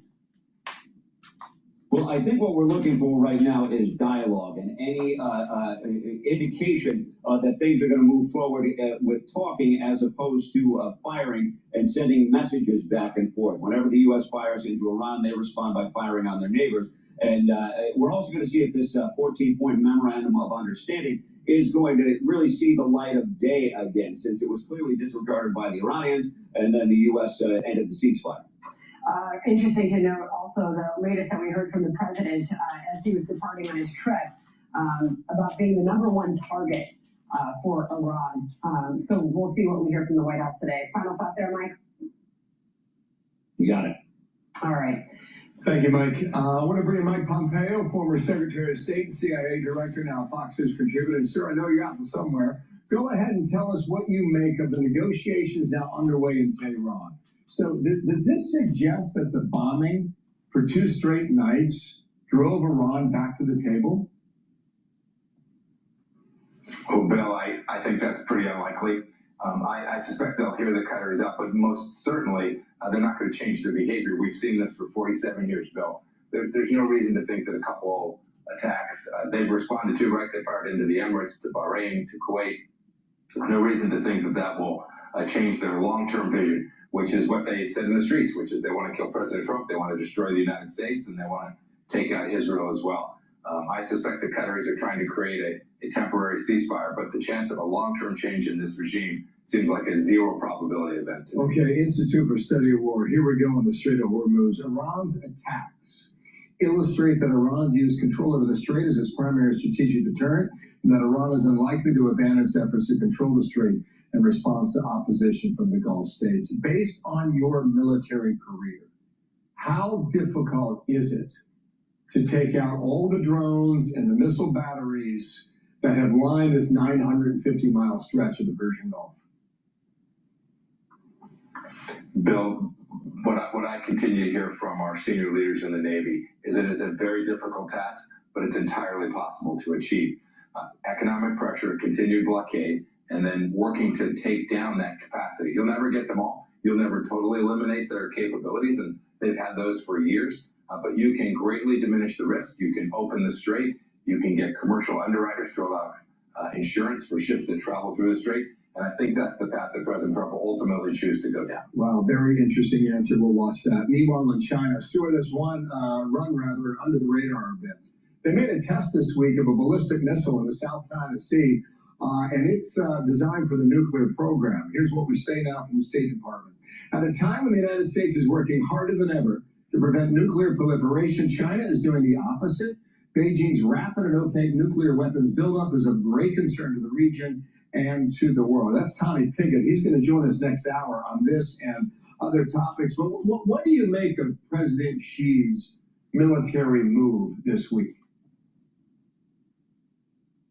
Bill, we've known that they had this capability, this submarine-launched ballistic missile long range, but I think it's the first time they've actually fired it at full range with no nuclear warhead, but fully nuclear capable. The place they fired it as well, a trajectory that was to the south and east, not too far from U.S. facilities like in Guam. This was clearly Xi Jinping demonstrating that this South China Sea is something he cares deeply about.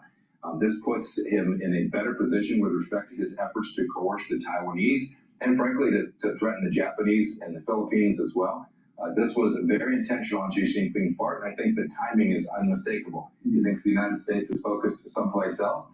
and he's working to build his capabilities in the Pacific, in his part of the world. Yeah, very interesting. We think so much about Iran, this rare test. I would assume that you would think more to come.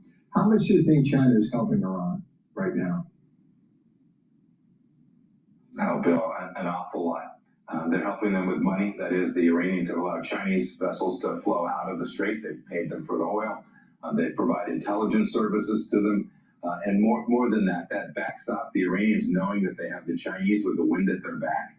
This is something that continues to allow the Iranian regime to behave the way that they are. Both the Russians and the Chinese are in cahoots with the Iranians, and they are working against the United States of America in ways that are very serious for the national security of the American people. Great to have you on. Mike Pompeo, thanks. Come back soon, okay, sir? Thank you, Bill. We're going to go. Be sure to like and subscribe. We're going to go to CNBC about the Strait of Hormuz. Please go to my store, the-studio-reykjavik.com. Get the zeolite. This will help to detoxify your body. You can also detoxify your body by taking the heirloom barley or the gladiator barley. With zeolite, this will bind to heavy metals, toxins, and chemicals. You can use 3 small drops underneath your tongue, drink filtered water, do that daily. This zeolite you can take every day. Some zeolite out there you can't. This you can, all right? Detoxify your body really is super important to help with your immune system and your endocrine system. And your organ systems will perform better. Now again, this will bind to heavy metals, toxins, and chemicals and allow you to urinate them out within 6 to 8 hours. Also, make sure you go around your house and get rid of cleaning supplies or paints or other chemicals that are in your home, in your basement, in your garage that you don't need. If you need them, put them in double layer containers to reduce the degassing, because that's getting into your environment and you're breathing that in over time in small concentrations that do build up. In addition, make sure that you drink filtered water and eat better quality food. Stay away from processed foods, because a lot of these processed foods have chemicals in them that are bad for your body, especially your gut biome. So get the zeolite, take 3 small drops underneath your tongue, and drink filtered water. Do that daily. If you want a heavier detox, take zeolite, do 5 small drops or 10 small drops. Drink the filtered water, do that daily until the bottle's done, and you do that once or twice a year. So you either do a heavy detox or a maintenance detox. I recommend the maintenance detox. Please go to my store, the-studio-reykjavik.com. Get the zeolite.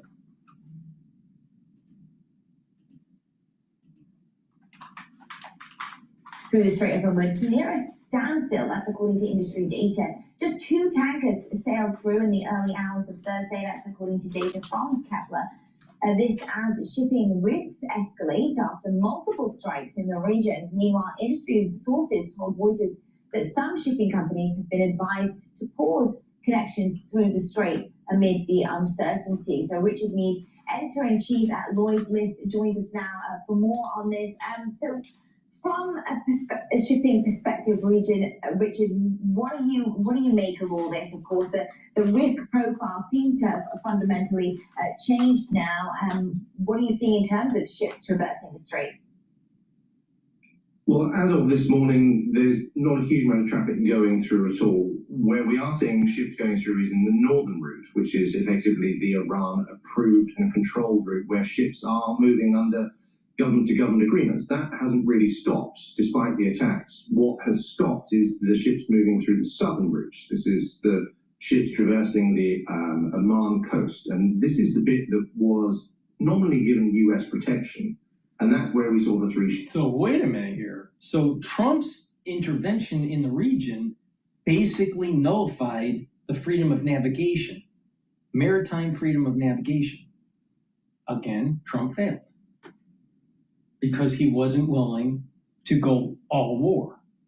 Now, we need to take a lesson learned from General Grant during the Civil War. He won because he did full war. Trump's stupid.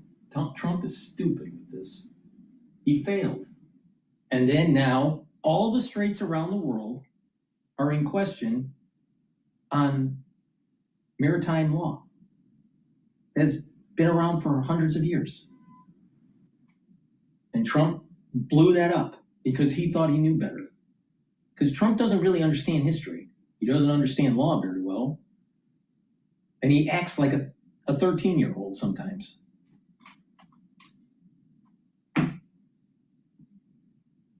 Hits. Now, these were state-owned ships, state-owned by Saudi Arabia, UAE, and Qatar, which I would say is probably calibrated to send a very clear message to their Gulf state neighbors. So, consequently, right now, shipping is again in a state of limbo.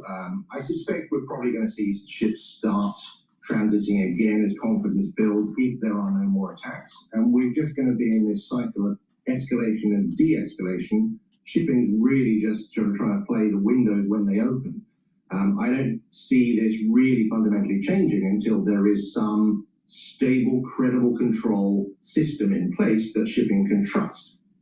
Richard, you mentioned there that you do expect the ships to start again. What is interesting in the currency market, the dollar is weakening a little bit. The Japanese yen is starting to strengthen. It's at 161.62.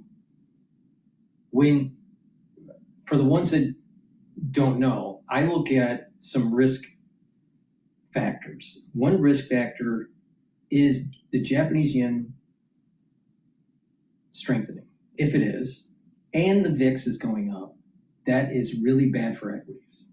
VIX index is still at 15. But if we continue to see a precipitous strengthening of the Japanese yen and the weakening of the US dollar, we may see that equities may be selling off here. All right. Or people are concerned about event risk over the weekend because of what Trump just released.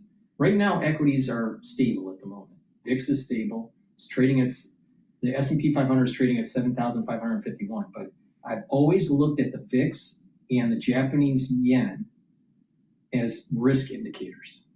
And one risk indicator is starting to flash red for me, and that's the Japanese yen. Now, if it goes below 159, right now it's trading at 161. If it gets closer to 159, I think you may actually have a spike in the VIX.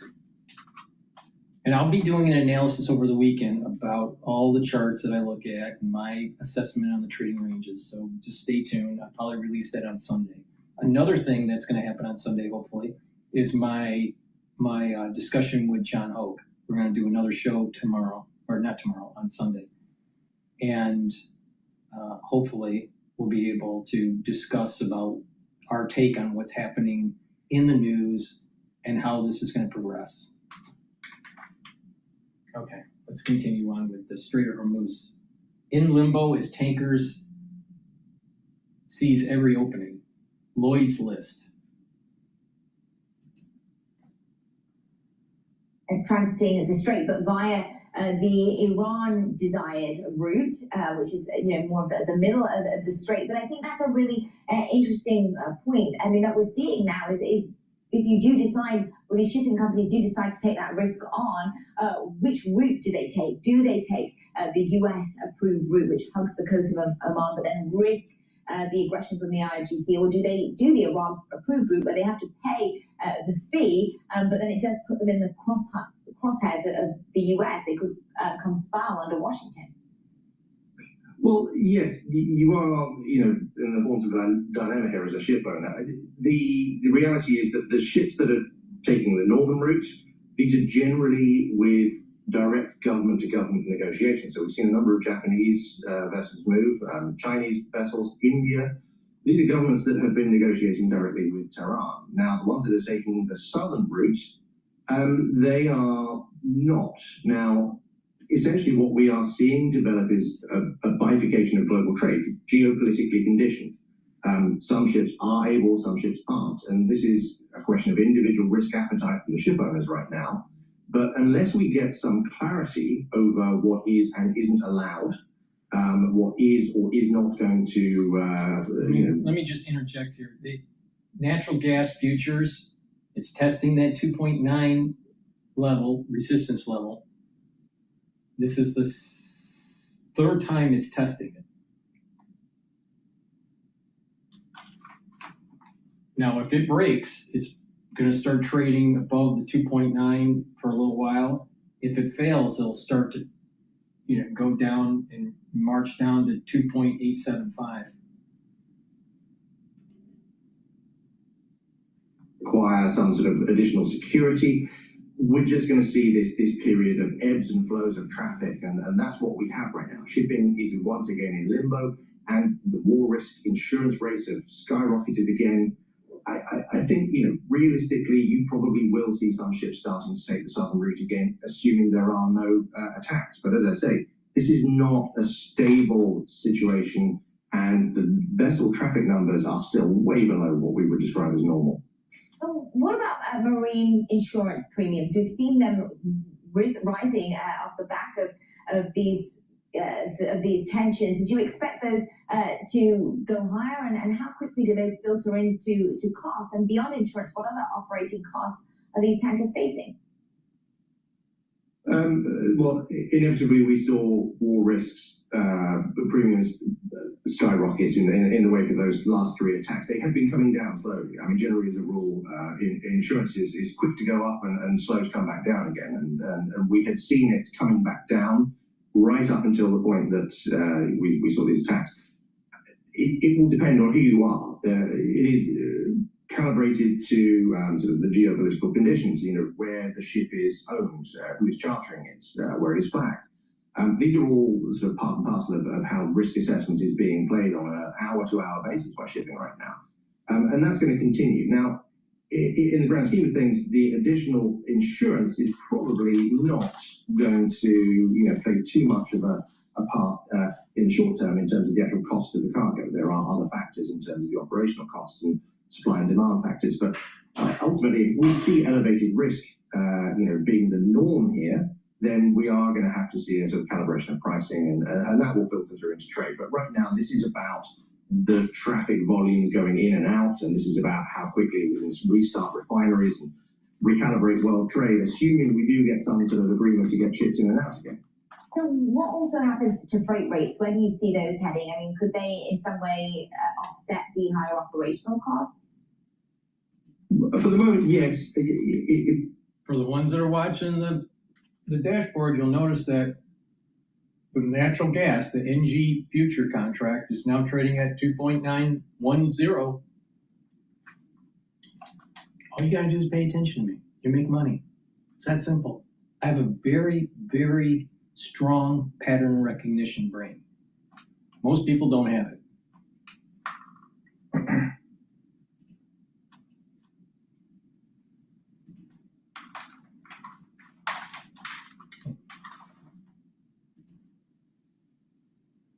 This is temporary. This is an industry in limbo. This is not normal market dynamics at play. So we're just going to have to wait and see what the traffic looks like.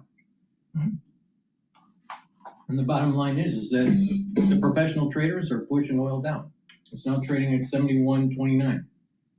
But that 2.9 barrier is being tested. All right, let's continue.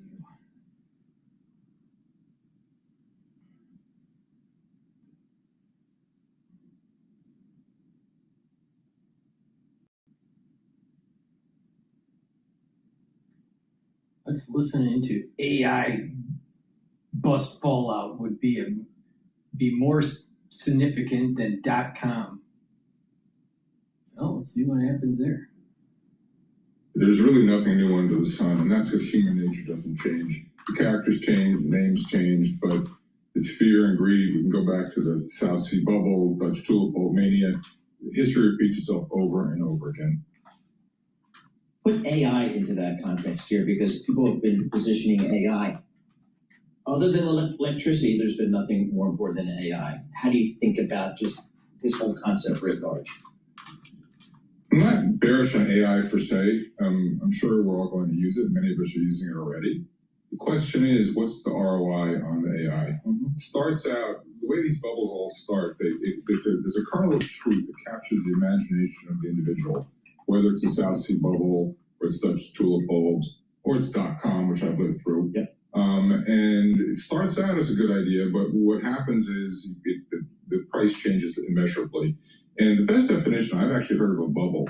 There are many definitions. The best one I've heard is something that changes human behavior, that people do things that they wouldn't do otherwise, whether it's because of FOMO, fear of missing out, or otherwise. And I think that's kind of where we are with AI. I mean, anyone that tries to try to figure out the fundamentals of the market, the fundamentals of the economy, doesn't mean anything.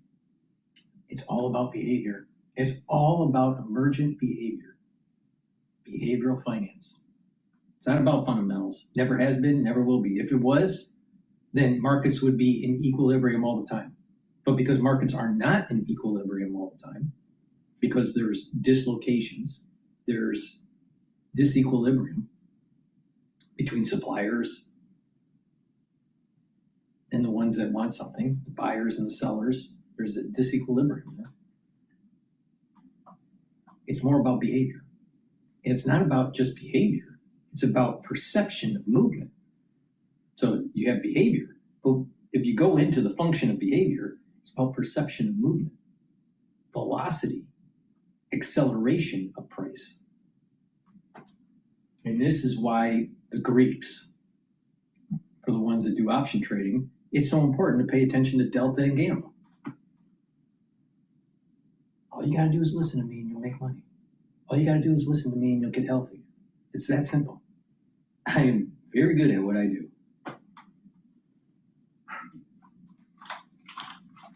I'm happy to change my mind, but show me the money. Where's the ROI? And I don't see it. I don't see it coming either.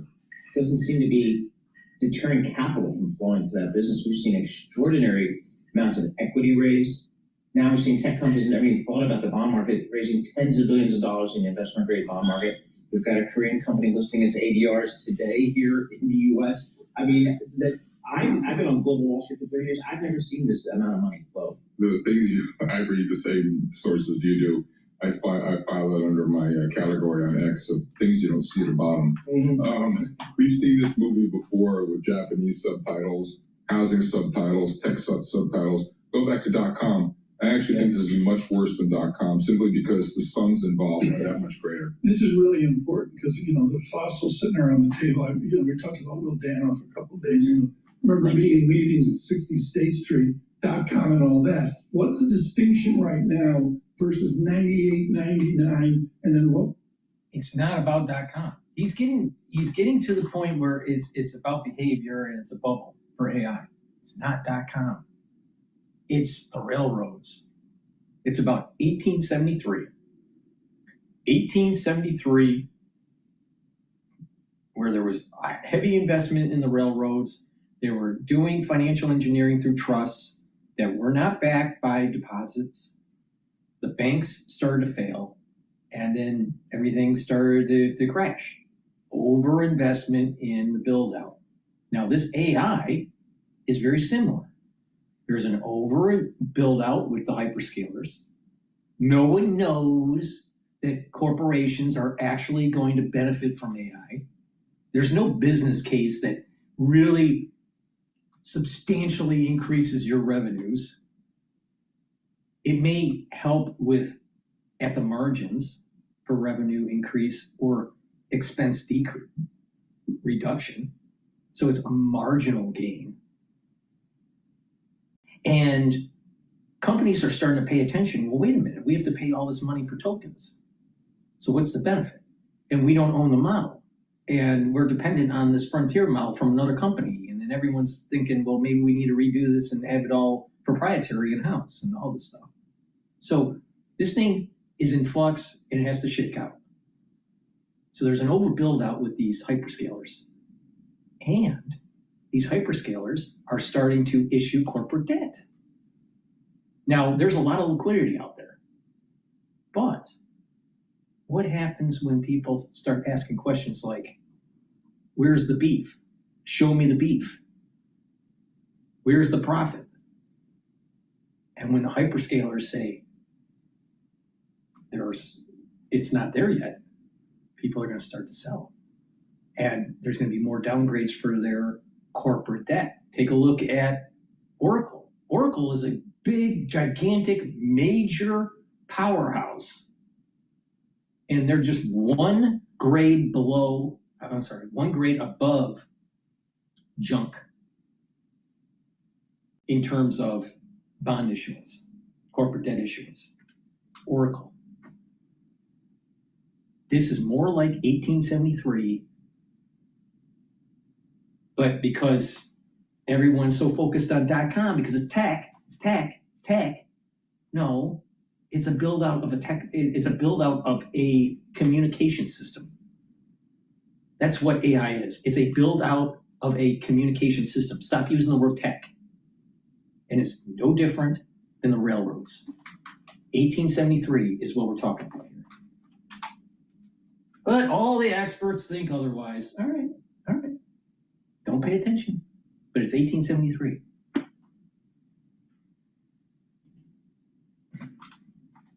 Enjoyed in 01. Again, I want to elaborate on the sheer magnitude of this. Julian Garrett of Macro Strategy Partners in the UK, erudite economist, have known many years, has made a calculation that this bubble, this malinvestment is 17 times what we in the era of .com.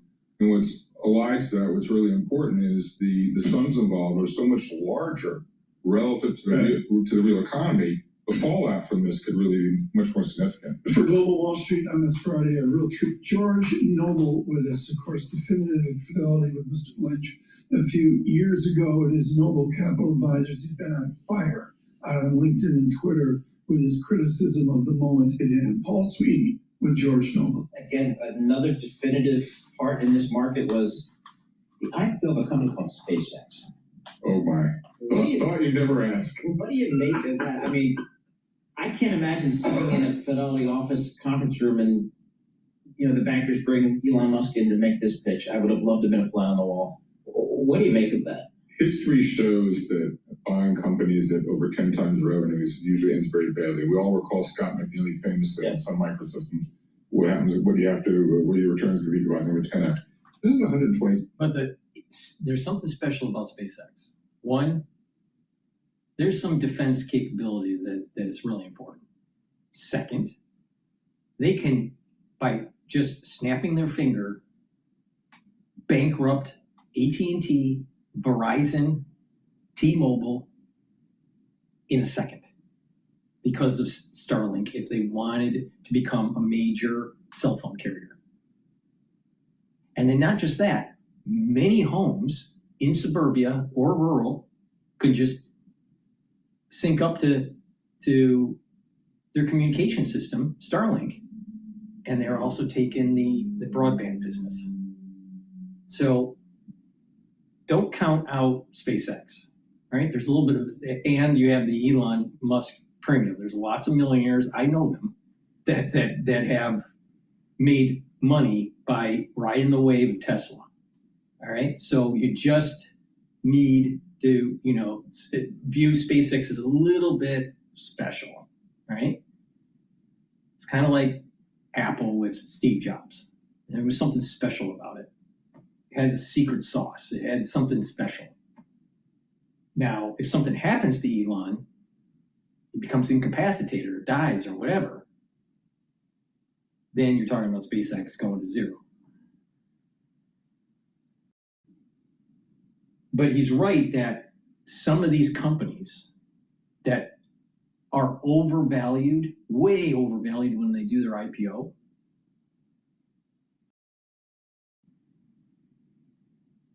do poorly post-IPO, and the company either goes under or it takes a long time to actually see the vision come to fruition.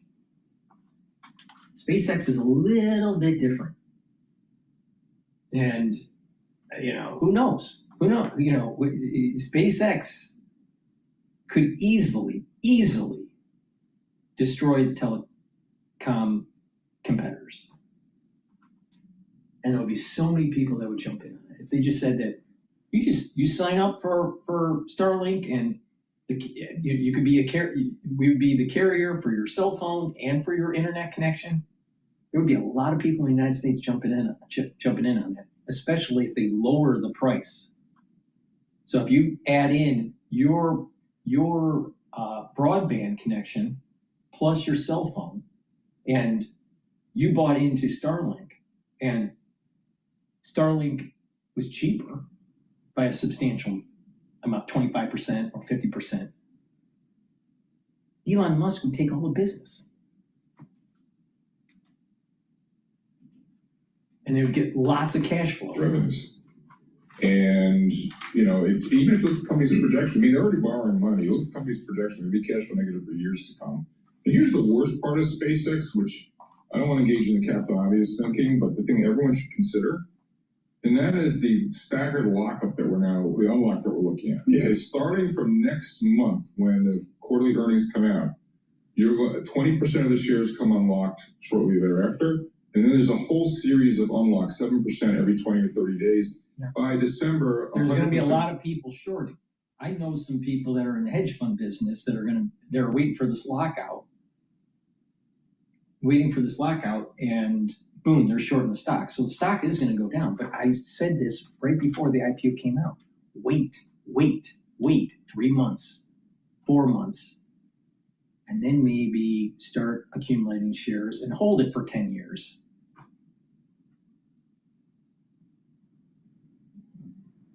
Something special about SpaceX, just like there was something special about Tesla. Shares will be freely floating. The important point that investors should understand is even without any change in the fundamentals, when you go from a 5% float to 100% float. But George, in the old days, when you would take a 2-hour lunch at Walkovers and you used to hold cart there off the bar. But in the old days, when a company went public, it took its shares public and maybe they had a little stub they kept private. Now we're unloading 5% of the public. To me, it's manipulative. Should regulators step in and get the initial public offering market back to a normal segmentation? 100%. It's not a question of what's legal or illegal. It's just not right. Society is not well served by allowing this. Grandma's 401k is an exit liquidity for this manipulation. And I think the regulators are asleep at the wheel. They only usually jump into action after the car crash has occurred. Gensler sat in this chair recently, and I said to Gary Gensler, I said, okay, you let Bitcoin in, I get it, it's a free market and all that. But what do you say to retail that enjoyed BitDog at 110 and it's now down at 60? SpaceX, okay, it's back to 150. I'm watching the debt of SpaceX to be blunt, it can't find a bid. And alive to that, Tom, I promise you that once it goes under the offering price and the unlocked shares come to market, the insiders who are in at 1/10 of the current price, they're going to hit the bid so fast to make it. Well, I got to make some news here. To be honest, Fidelity was way out front. Mr. Musk on this. Would you recommend that Abby Johnson and the team sell their SpaceX? They know the company better than I do. Let's just say if I was handed a portfolio, if Fidelity were to rehire me, I would sell it right away. Elon Musk, you have to, I'm not sure we've seen anything like this in terms of the value that gets ascribed to Mr. Musk. This is the reason why I said don't buy the IPO. Wait for the sell-off. Wait for the sell-off. And then buy. But don't put your whole portfolio in it. Just nibble at it and accumulate shares over time. Because what happens if they merge with Tesla? What happens if they go head-to-head with the telecoms? What happens when Starlink is in every home? There's going to be serious cash flow. And then there's the defense contracting side of it. And you're going to have the robots, the humanoids that are going to be created from Tesla. So don't bet against SpaceX 10 years out. If your event horizon's 10 years. But your entry point, you got to be patient. Just wait and let the sell-off happen. Please go to my store, the-studio-reykjavik.com, and get the collagen. Collagen will help with your dermal layer for your skin, help with your nails and hair, help with musculature, bone density, and your joint health. Take it every day, super important, and stack this with the vitamin C and magnesium and drink filtered water. That will cross-link with the collagen and help with the dermal layer of your skin. Vitamin D3. Vitamin D3, dual purpose. It'll help with gene expression, help boost up your immune system, help with your cardiovascular system, help with bone density. Super important. And it's really important to take during the winter season, but take it every day. And there are protocols at higher doses with light resistance training. You can remodel your bones to reduce and eliminate osteoarthritis. I've talked about it before. Maybe you should take a look at some of those videos. Resveratrol. Resveratrol helps with youthful gene expression, soaks up free radicals, helps the health of your mitochondria so you have more energy, helps to get rid of cells that are in senescence so your tissues are younger if they can regenerate. And resveratrol is great for your basal layer for your skin. Stacks really well with C60. So when your basal layer is healthier, the new skin cells that are being generated from the basal layer will be improved. Take the resveratrol and the C60 together for max benefit and help with that youthful gene expression, and you're slowing down the aging process. Please go to my store, use discount 5, the-studio-reykjavik.com. We've seen it for years in Tesla. And you look at Tesla analysts, the auto analysts all have holds or sells on it, and they've been wrong. And the tech analysts have followed, have all been saying, just buy it, it's Elon, it's autonomous robots and all that kind of stuff. Have you seen that in the past where one? The probability of me understanding this is 0. You should AI that with Copilot. Have you seen that in the past where one individual can have such an influence on valuation? No, I think Tesla's probably the biggest misallocation of capital at scale in the history of stock markets, perhaps only surpassed by SpaceX. I was one of those wrong analysts. I'm a fossil. I happen to be the auto analyst for Peter Lynch in 1981, who went to Detroit to visit Chrysler, Ford, and GM, so I know of what I speak. Fundamental work has not guided one in the case of Tesla. I think, however, though, he's bitten off more than he can chew now. Everyone's speculating whether or not SpaceX may merge, take over Tesla. I have no special insight on that.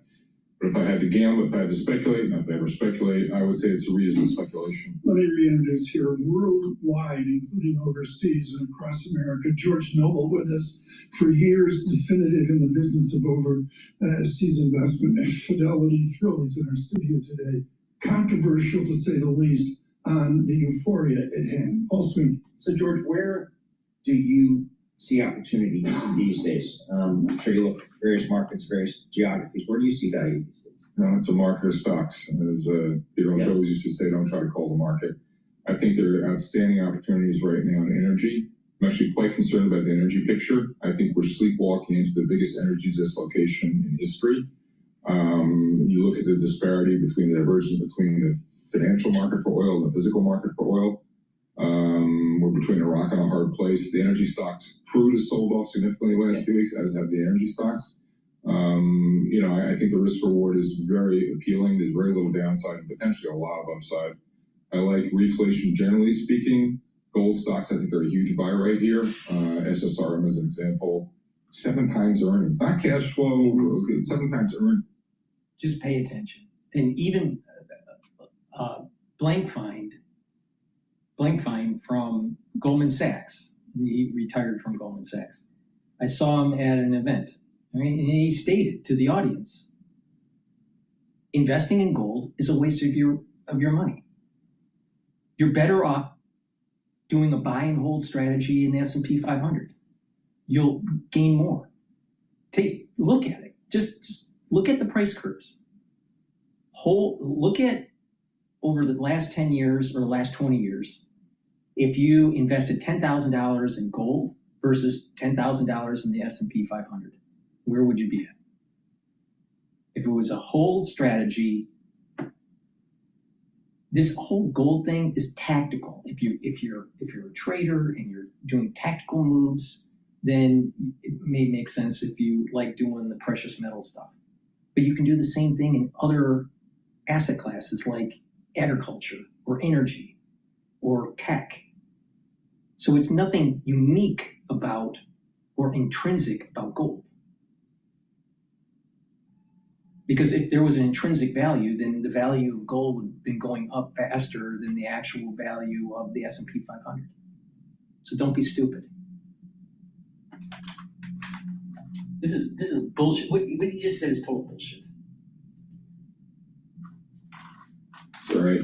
So gold stocks, energy stocks, other commodity names like some of the copper names, they're all very interesting to me.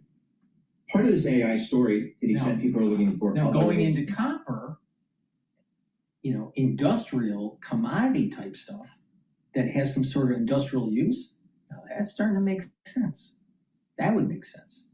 But these people that are like, I'm just trying to hedge for inflation or something that's going to happen with the economy, and I'm just going to go into gold. No, wrong. All the data says otherwise.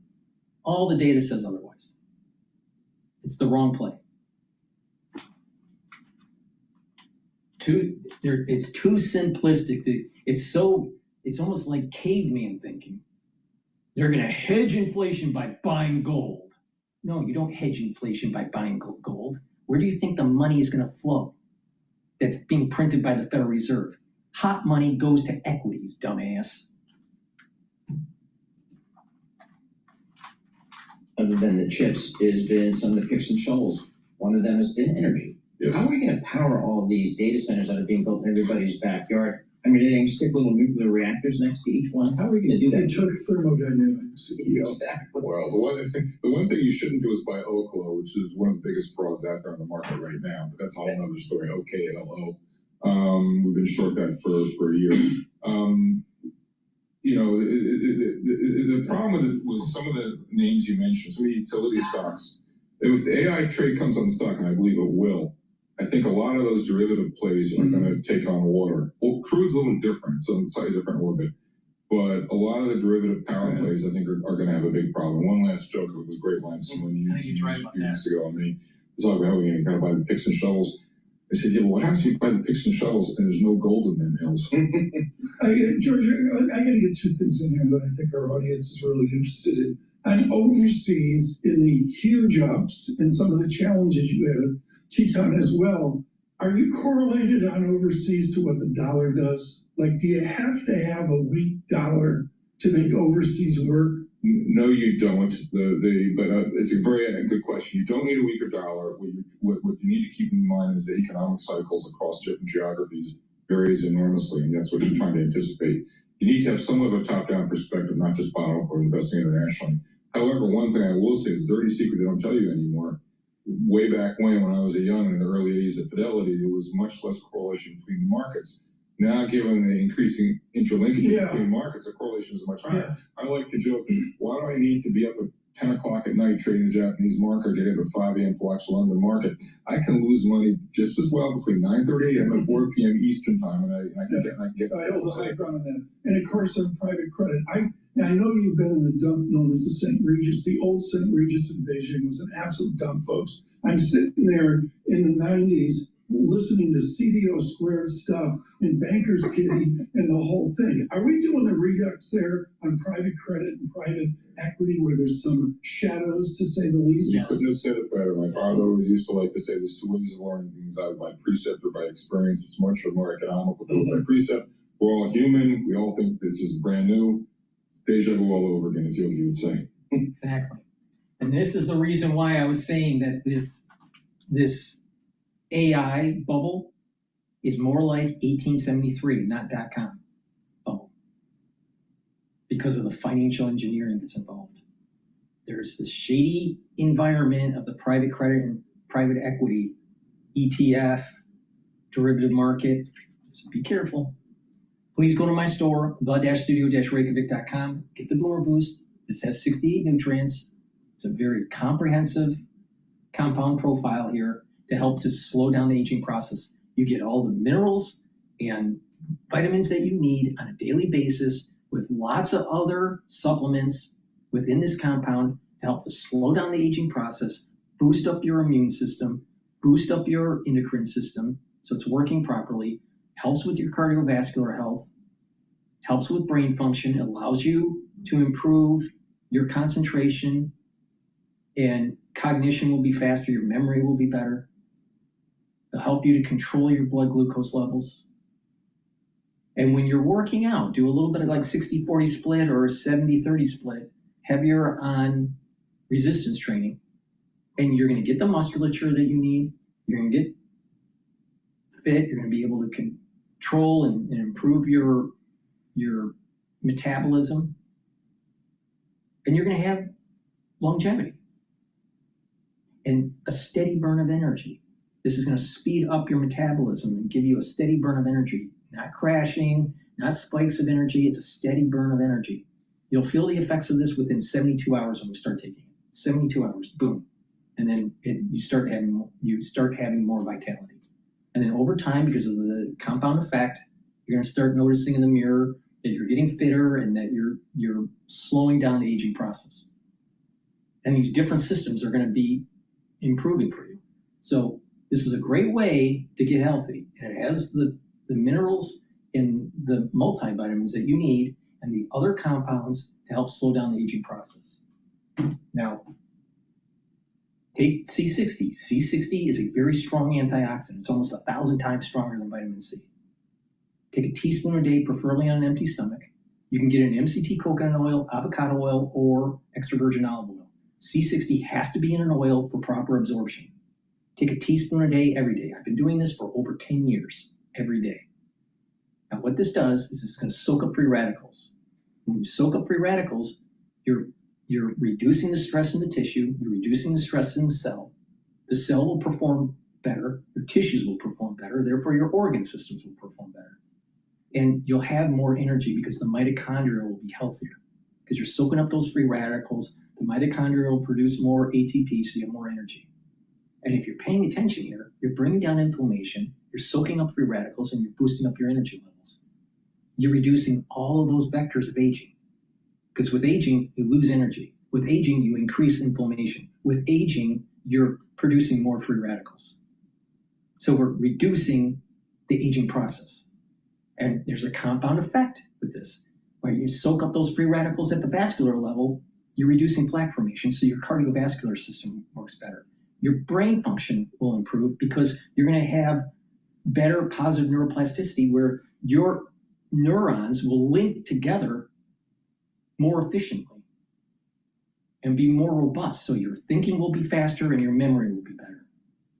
And by bringing down inflammation at the brain level, it's soaking up those free radicals. The neurons are healthier. It's producing more ATP. Therefore, you're reducing amyloidosis. You're reducing misfolded proteins. Your brain will function better. Please go to my store, get the C60, take a teaspoon a day every day. Like I said, I've been doing this for over 10 years every day. Now, you can stack Boomer Boost with the Gladiator Barley or the Heirloom Barley. That's a great way to stack Boomer Boost. You can stack it with the C60, but I highly recommend to do this protocol. Boomer Boost with the C60, with the turmeric, ashwagandha and lignans, and the Max 35 with the probiotics. And you're attacking all of the vectors to help what you want to do is help slow down the aging process and get healthy. So you're covering all the bases. And if you really think about how your biochemistry works, it's a multitude of pathways with a multitude of intermediates, these different compounds. And they work together in a symphony. There's some positive and negative feedback loops in your biochemistry, but when you apply all this together, you're going to slow down the aging process. This is the reason why stacking supplements gives you a higher efficacy for slowing down the aging process. Please go to my store, the-studio-reykjavik.com.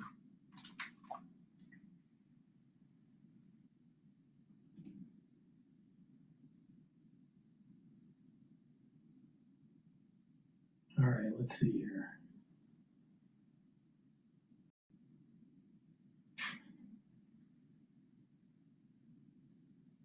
All right, let's listen to MS now about how ridiculous Trump is.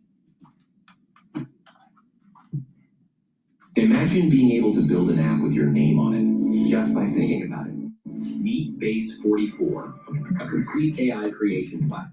Let's get down to business. This week, the Trump administration held public hearings on its latest round of proposed tariffs that could be as high as 12.5%. It comes as a new report from the New York Federal Reserve finds that nearly half of the companies in its region paying tariffs are planning to raise more prices. Joining me now to discuss, my dear old friend Bill Cohen, founding partner of Huck and a former Wall Street banker, and someone you absolutely should be following. He is a smarty pants. Scott Lincicome, Vice President of General Economics at the Cato Institute. Scott, these new tariffs the administration is considering are the president's attempt to make up for what he will. Let me just interject right now. So the natural gas futures are trading at 2.898. So it's been trying to break through that 9 level. It went up to about 2.91 and then dropped back down. So now as we're getting closer to the end of the day, once we get closer to 2 o'clock, this is probably just going to hum along flat, maybe drift a little bit lower, a little bit higher, but it's going to probably not do too much price action. The question is, what happens on the weekend?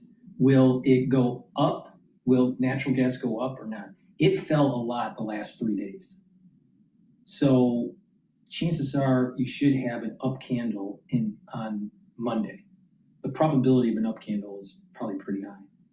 In addition, if there's some sort of military excursion that's happening in the Middle East, it probably will drive up natural gas too. So it's still testing right now as I'm talking. It's now at 2.904. So it's bouncing around. It's trying to find what's happening is that it's interesting because what's happening is that the bulls and the bears are fighting each other at the 2.9 mark right now in the future market for natural gas. Everyone's saying, okay, 2.9 is going to be the line in the sand, but who's going to win out? Now, seasonally, it should go down, but it's fell a lot in the last 3 days, so it probably needs to retrace a little bit. Okay, let's continue. After the Supreme Court struck down his original ones, what's going to happen here?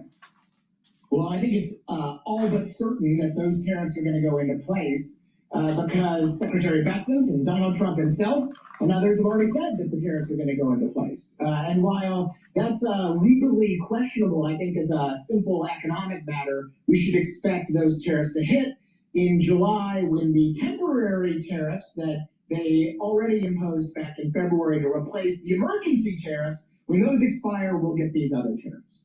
Why does this make sense, Bill? Right? Our focus over the last few weeks have been on gas prices because of the war in Iran. Now those prices are going back up. Now you're going to bring tariffs back in the game. Affordability is the #1 issue for a lion's share of the American voting public. Why are we doing this? Stephanie, you're asking me why we're doing something that is absolutely ridiculous and stupid economically? I can't answer that.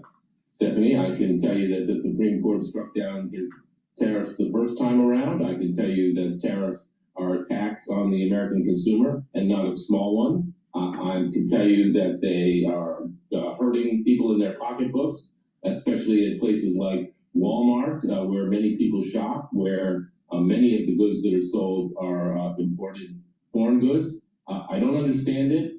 I don't understand the philosophy. I never have. I don't think it's wise economics. It's not wise politics.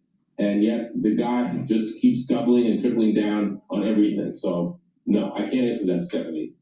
Okay, but despite all of this, though, markets continue to soar. It's largely driven by AI. What is your take, Scott, on sort of this bifurcation, right? We always say the markets are different from the economy, but this time seems really different. It almost seems like the markets are divorced from the lion's share of the economic reality. Yeah, well, you first have to start with the macro and remember that for all the problems these tariffs raise, the United States is a services economy. Trade as a share of our overall economic output is some of the lowest in the world.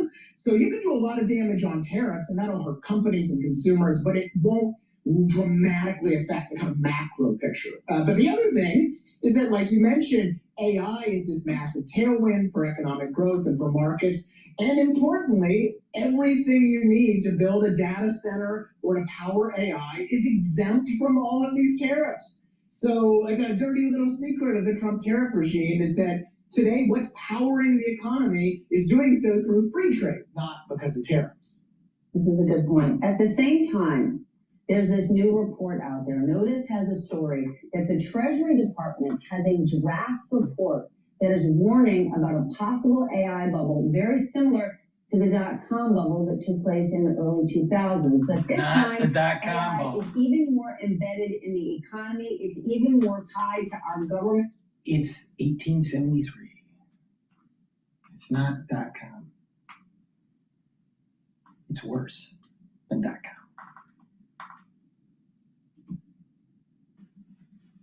At this point, how much worry should we have, though? Look, I mean, Stephanie, we've seen this before. We saw it with the Internet 1.0. We saw it with the emerging telecom companies that built the infrastructure to power the internet. All of which companies, by the way, you'll remember, went bankrupt. And of course, the interesting thing is, of course, we still use that infrastructure, and it's important infrastructure. So I suspect, as others have said, that something like that will happen again. The same thing happened with the railroads. 1873. Same thing. Same thing. Companies are astronomical and way too high. And you can see it to some extent in SpaceX, which, no pun, is coming back to Earth a little bit after a huge hype fest.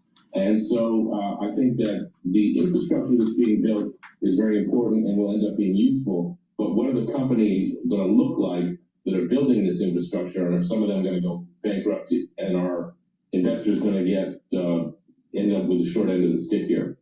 Could the market be ahead of itself? All right, one more topic before you gentlemen go. Scott, Trump just a couple of moments ago on social media renewed the same sentiment, saying he will not sign the bipartisan affordable housing bill. That doesn't stop it from becoming law.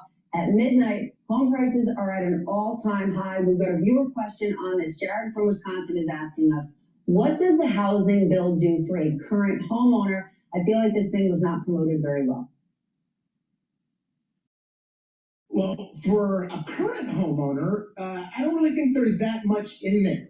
What this is really about is freeing up construction of new homes, making it easier to build, for example, manufactured housing. There's some stuff in there on housing subsidies and the rest, but that's mainly for home buyers, not for homeowners. So, I like the stuff on manufactured housing. I think there's some other stuff in there that's a little questionable, but I really don't see much effect. I don't think you're going to wake up next week and suddenly your mortgage is going to be a little better or something like that.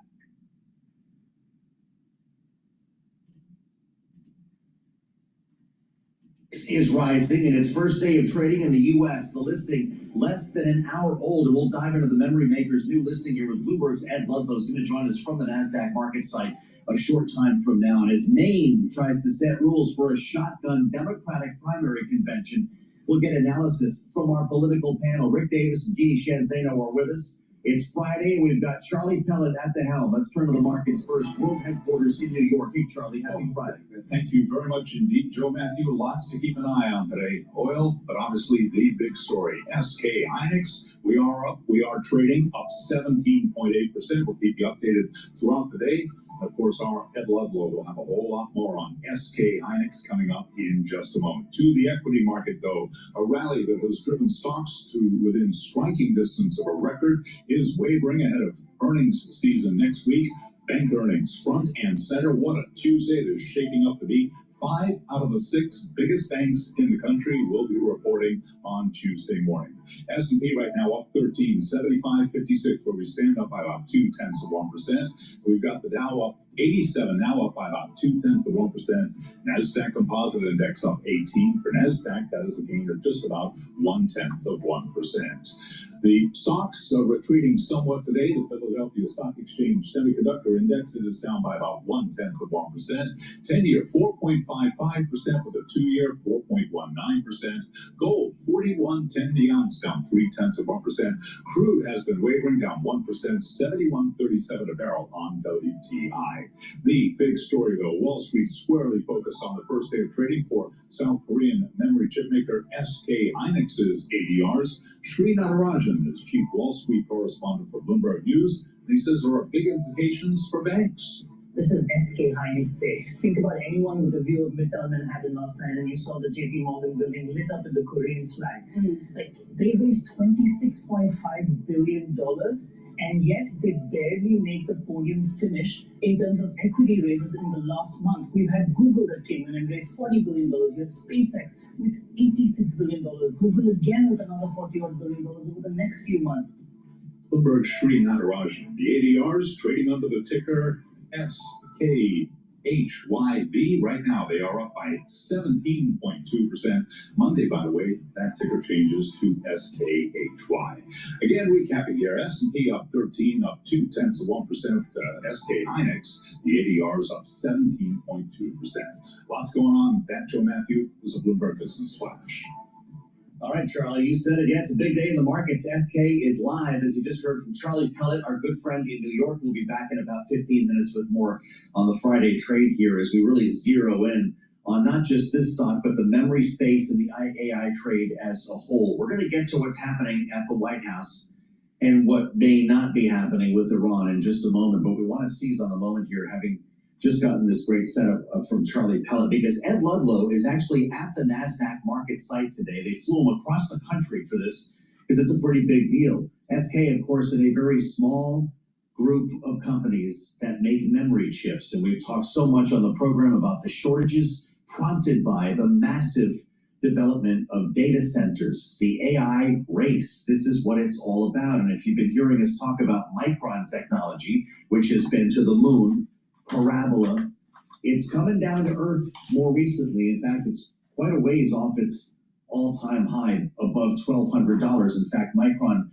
at the moment is down $17, almost 2% here, $974. Maybe investors are harvesting Micron gains to get into the SK trade. We're also seeing, by the way, SanDisk, also in the family, rise 1%, and Samsung up almost 1.5%. Let's get to this important listing with Ed, because he's in the belly of the beast. Of course, the co-host of Bloomberg Tech with us live from the NASDAQ. Ed, it's so far so good for SK. Can we assume that there's so much built-in demand for these products that there will be built-in demand for the stock? It's almost as linear as that. I mean, there is demand for SK, right? You guys absolutely nailed it in the intro, that it's a very small group of companies that do memory, in part because of the historic economics being brutal. But actually, Joe Matthew, are we live on YouTube right now as well as radio? You said it. Absolutely. Okay, all right. So I'm going to hold this up for the YouTube audience. This is a HBM4E, right? It's about the size of my fingernail. It is 12 layers of DRAM, and SK Hynix has 57% of that market, okay? So memory more broadly, HBM is a few single percentage points in terms of where that DRAM goes, but on a dollar basis, many, many more percentage points to the market because it's so expensive right now. And you've kind of tied all the themes together. The investor attitude towards this was like, look, we want to get some American exposure to SK. Yeah. Isn't that something? I could hardly see it. He held it right up to the camera, which gives us a sense of get in trouble. The micro technology that we're talking about. Are they harvesting Micron to buy SK, or is that just I think that's interesting. You know, one of the rationales that for SK doing ADRs was they have 57% market share to high bandwidth memory, HBM specifically. But they feel a bit like maybe they trade at a discount. There's a premium that gets assigned to Micron and Samsung in terms of valuation. So from the SK side, that's certainly true. in the memory game, all of rising tides, etc. All of those memory names benefits. In terms of the harvesting, it's possible, but they're all in the same position right now with a very tight supply market. Then again, NVIDIA's moving higher, and that's usually what they seem to sell first to buy anything. And give us a sense of where we go from here. We were told this listing was, I believe, 7 times oversubscribed. Not all of the investors got the shares they were promised. Does that ensure a steady climb for the first couple of days here? What should we expect? Well, I heard the soundbite you guys played in the news belt from Shri on what's happening in equity markets right now. The way of looking at it is not 7 times oversubscribed. It was that there was almost $200 billion of demand for a $26.5 billion deal. Look at it that way. So clearly there's appetite. The main headline from the interview, the red headline on the Bloomberg terminal, was that SK has a much, much, much, much bigger US investment plan than they've disclosed so far. So they've said they'd invest $35 billion here. And when I asked him about the chairman of SK Group, Che, about his relationship with the Trump administration, he was like, all you need to know is I have a much, much, much bigger number. I'm not going to disclose it yet, but it's coming. Yeah, they'll be popping up on the Oval before you know it. You did speak with the chairman, who you just mentioned, Che Taiwan, about the growing demand that this company anticipates, and let's let everyone listen to what he said. Sure. I have some confidence that the demand will be grow, and our supply capacity never going to catch up. It's going to be until that our society, human society, has set about some settlement with AGI. Then, I guess that there's a kind of normalize at all the cycles. But anyhow, that until then, we need that a lot of memories. Just a minute left, Ed Lobo. Are we in a space now where memory is no longer seen by the street as a cyclical business? He didn't really explicitly say that because supply is still so tight. What he was saying was, I was trying to get him to give a date. His peers are saying that the memory supply will improve. The tightness will ease 2028. I was trying to get him to say 2030, 2032. But his point is, when we hit AGI, that's when it will happen. So mark it on your calendars, guys. Artificial general intelligence is now the new yardstick for supply metrics improving. Incredible. There's a big party down there today. They must be pretty excited, right? This is a big one. Massive delegation from South Korea, really important for the NASDAQ. Again, intense US American investor interest in this one. Well, I'm really delighted you could join us from the NASDAQ market site. Our good friend Ed Ludlow, the singular host of Bloomberg Tech. That sometimes it just comes out the wrong way. I'll tell you what, Alibaba, remember, that was the biggest of all time in 2014. That was a $25 billion listing. This one is $26.5 billion. Just one of the stories we're following here in the news shop at Balance of Power. We've got our eyes on Iran and the president as well. My goodness, he's been saying a lot here. And just on Truth Social a short time ago, the Islamic Republic of Iran has asked us to continue talks. We have agreed to do so, he says, suggesting we're not done with diplomacy. But the U.S. has stated to them in no uncertain terms, the ceasefire is over, exclamation point. Tyler Kendall is on this for us as our Washington correspondent. Tyler, is that any different than what he said at NATO? It's kind of the same. It was open to talks there and the ceasefire was over. Yeah, essentially. Although I guess this does perhaps tamp down some of those fears that we could be headed towards some more significant military escalation. He's putting it in writing that he will be open to the talks continuing. Our own reporting had confirmed overnight that they're continuing on at least the technical level. We should say the context here going into this week. We knew that they were expected to slow down to some extent, considering Iran held days of funeral rites for the former supreme leader who was buried yesterday. But this type of escalation that we saw really marked the worst flare-up in fighting since the Memorandum of Understanding was signed. But what feels very different sitting here today on Friday is that this week saw the end of that waiver when it comes to allowing Iran to sell its crude to market. Our analysts at Bloomberg Economics say this is just following a, quote, familiar pattern. Both sides are trying to get more leverage when they go to the negotiating table, but when it comes to the oil, when it comes to the Strait of Hormuz, that still remains the largest sticking point, which is what the ceasefire was supposed to be all about. So it sounds like more of the same. We're going to the weekend without a real change here, and we'll see if there's more fire involved. There will be no signing of the bill. This was the first story I was going to ask Tyler about until that most recent post. The bipartisan housing bill sitting on the president's desk, and I don't think this was in Schoolhouse Rock, was it? That if the president doesn't sign it for 10 days, it becomes law on its own. Apparently that's going to happen. He says he will not sign it, quote, in protest over the fact the U.S. Senate is not capable of passing the Save America Act, which he says is polling at 97% with the Republican Party. The president, Tyler, is punishing his own party? I'm going to let a political strategist weigh in on the calculus here, considering that this was a bipartisan bill that Republicans want to campaign on as we get closer to November. That is certainly going to raise questions in the president's view. According to his post, if we take him at his words, he feels that the Save America Act will be perhaps more beneficial to his efforts towards November, I think is fair to say what we can take from this. But if we tie these two stories together, we know that there has been mounting dismay with how the president has been handling the economy as those impacts get compounded by the war. We had a new poll out from the Financial Times released overnight that shows 58% of voters say that they do not believe that the costs from the Iran war are worth it. So it comes at very interesting timing here that we have the president essentially saying that the housing bill is, quote, fine, but that he's not going to actually put pen to paper, and we're going to see that signature on it. He called it a big yawn, I think, the last time you guys asked him about it over there. Tyler, thank you so much. Tyler Kendall with us here in our Washington bureau. Is that true? Elon Musk postponed the interview over on Brand X? I mean, that's great, and I don't blame him going up against the elephant here on Balance of Power. But I still got Tom Keene to deal with. Did you hear they sick Tom Keene on me on it? Please go to my store, the-studio-reykjavik.com. Get the Max 35, Max 14, or Cleanse. They're at different price points and different parts per million.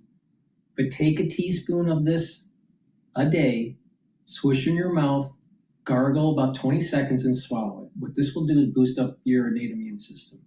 It will neutralize because it has structural nanosilver.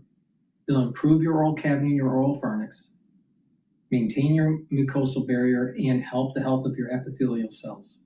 Super important to boost up that innate immune system. Do this every day. I've been doing this for over 6 years every day. Now what I do is I stack it. I take the Max 35 every day in the morning, and I also take the C60, the lignans, the turmeric and ashwagandha, the boomer boost, and the probiotics. That's the core to slow down the aging process. Now I take the other supplements to stack on top of that.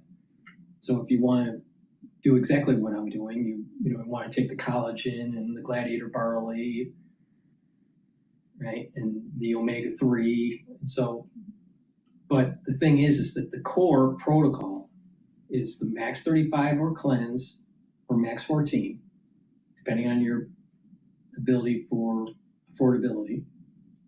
The Boomer Boost, C60, the lignans, the turmeric and the ashwagandha root, and the probiotics. It's a very powerful stack to slow down the aging process. So please go to my store, get the Max 35, Max 14, or Cleanse. Take it every day, a teaspoon a day. Swish in your mouth, gargle, 20 seconds, and swallow. And I've been doing this for over 6 years. And what you'll notice is that if you stack it with the C60, you'll also notice that you'll be able to breathe a little bit better, because what's happening is you're reducing inflammation and you're allowing for your bronchial tubes to actually relax. And what happens is your bronchial tubes will actually expand and allow for better breathing. All right, let's go to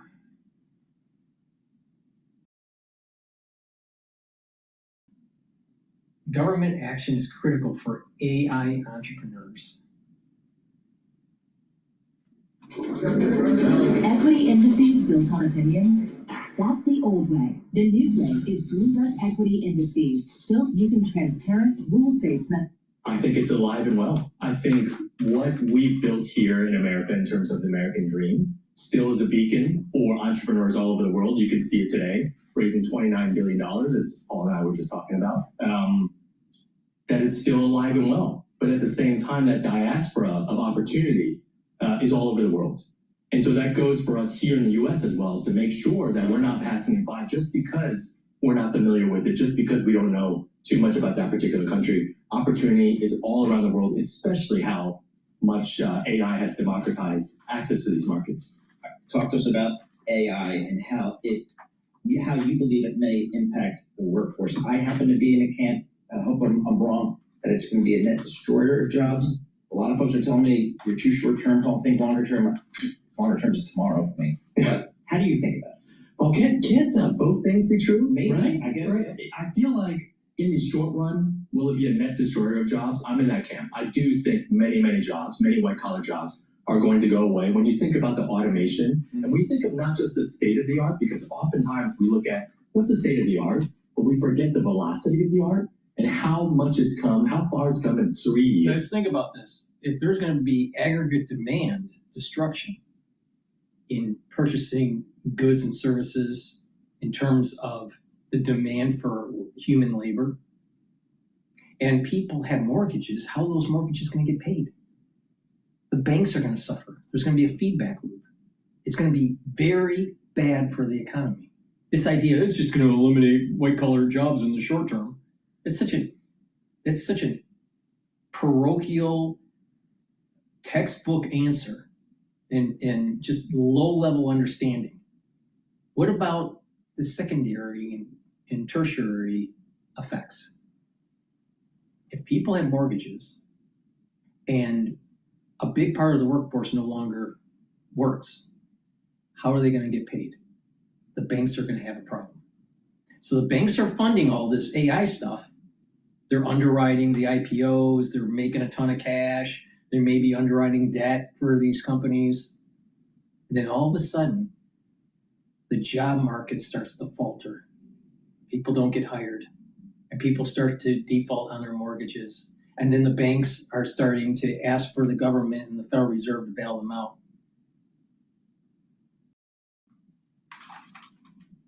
It's going to be a big problem. Big problem. Aggregate demand is going to shift down. It's not just about destruction of white-collar jobs. It's a destruction of people's ability to pay the debt that has been issued from the banks.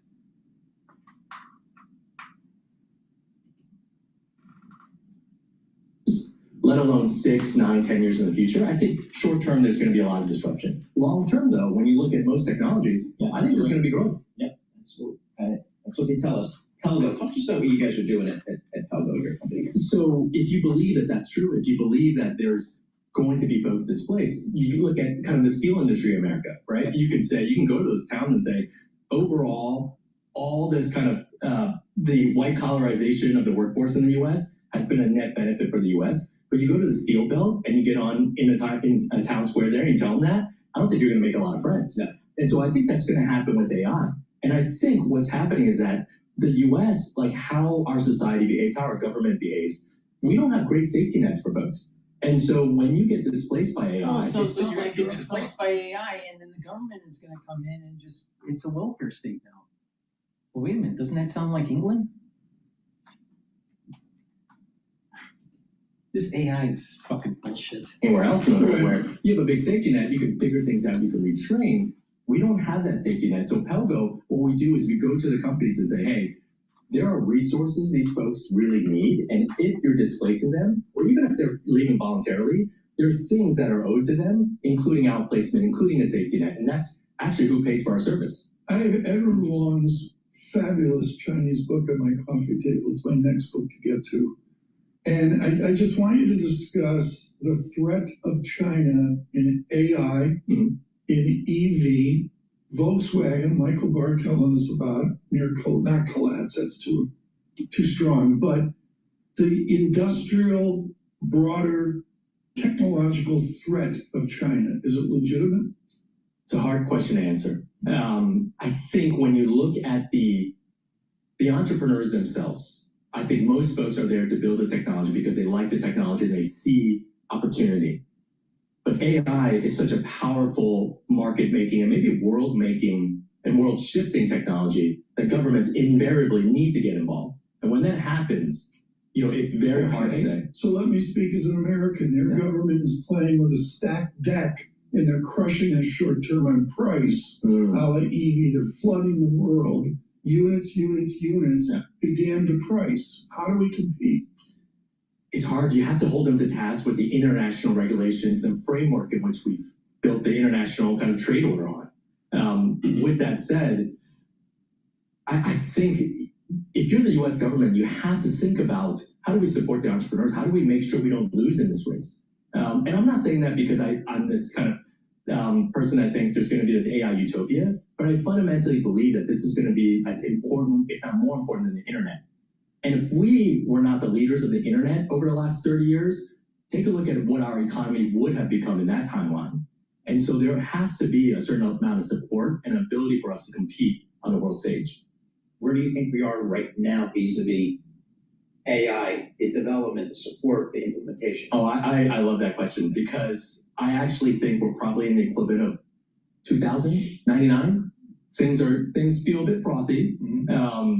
People are starting to say, I don't know if this AI thing is going to be real. Think about 99, 2000. People said the same thing. In 01, AI is going to be real. The internet. But yet 20 years later, almost everything. AI is going to be super real. The thing is that we're messing around with nitroglycerin and it's going to blow up the economy because people have to work to pay for their life. So people go, well, just give them, some sort of dividend from AI, just give them social welfare. Eventually people will lose in the long run because the society is less productive. There's going to be laziness that sets in, addiction will increase, problems with people's health. There's going to be emotional instability that takes place in the society. There's going to be more crime. All these bad things are going to happen. On top of people defaulting on their debt.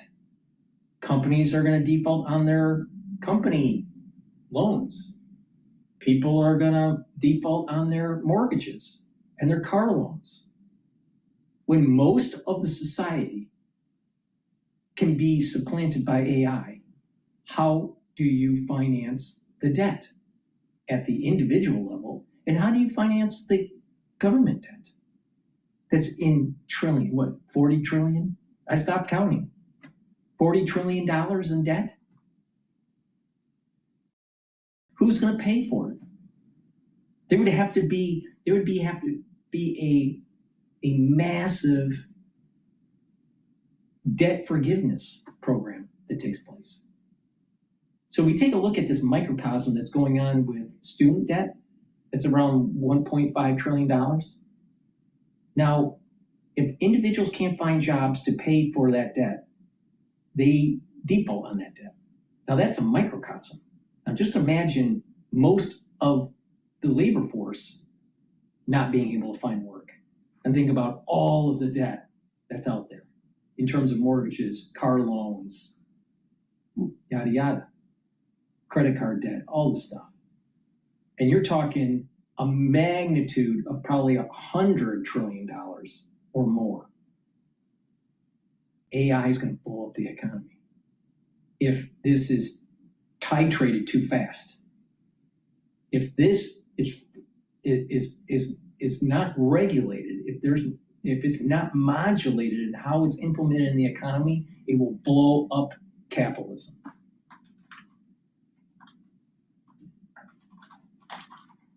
Was promised actually became true.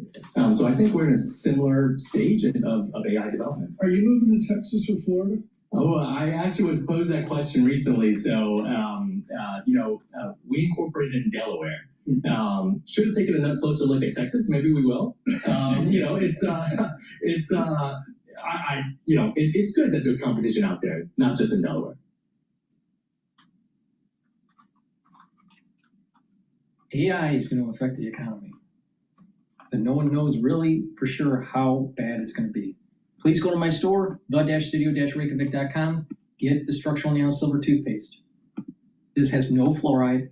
It'll whiten your teeth, freshen your breath, reduce inflammation, help the health of your gum line, and with good oral hygiene, you're going to also help with your cardiovascular health and valvular health. Super important.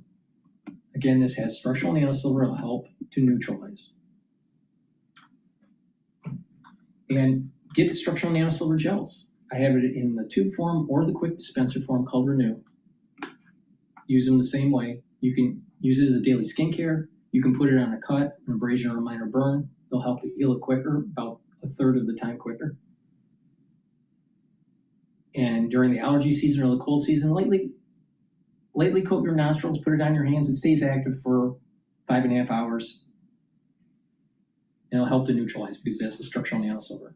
Please go to my store, the-studio-reykjavik.com. That's the end of my broadcast.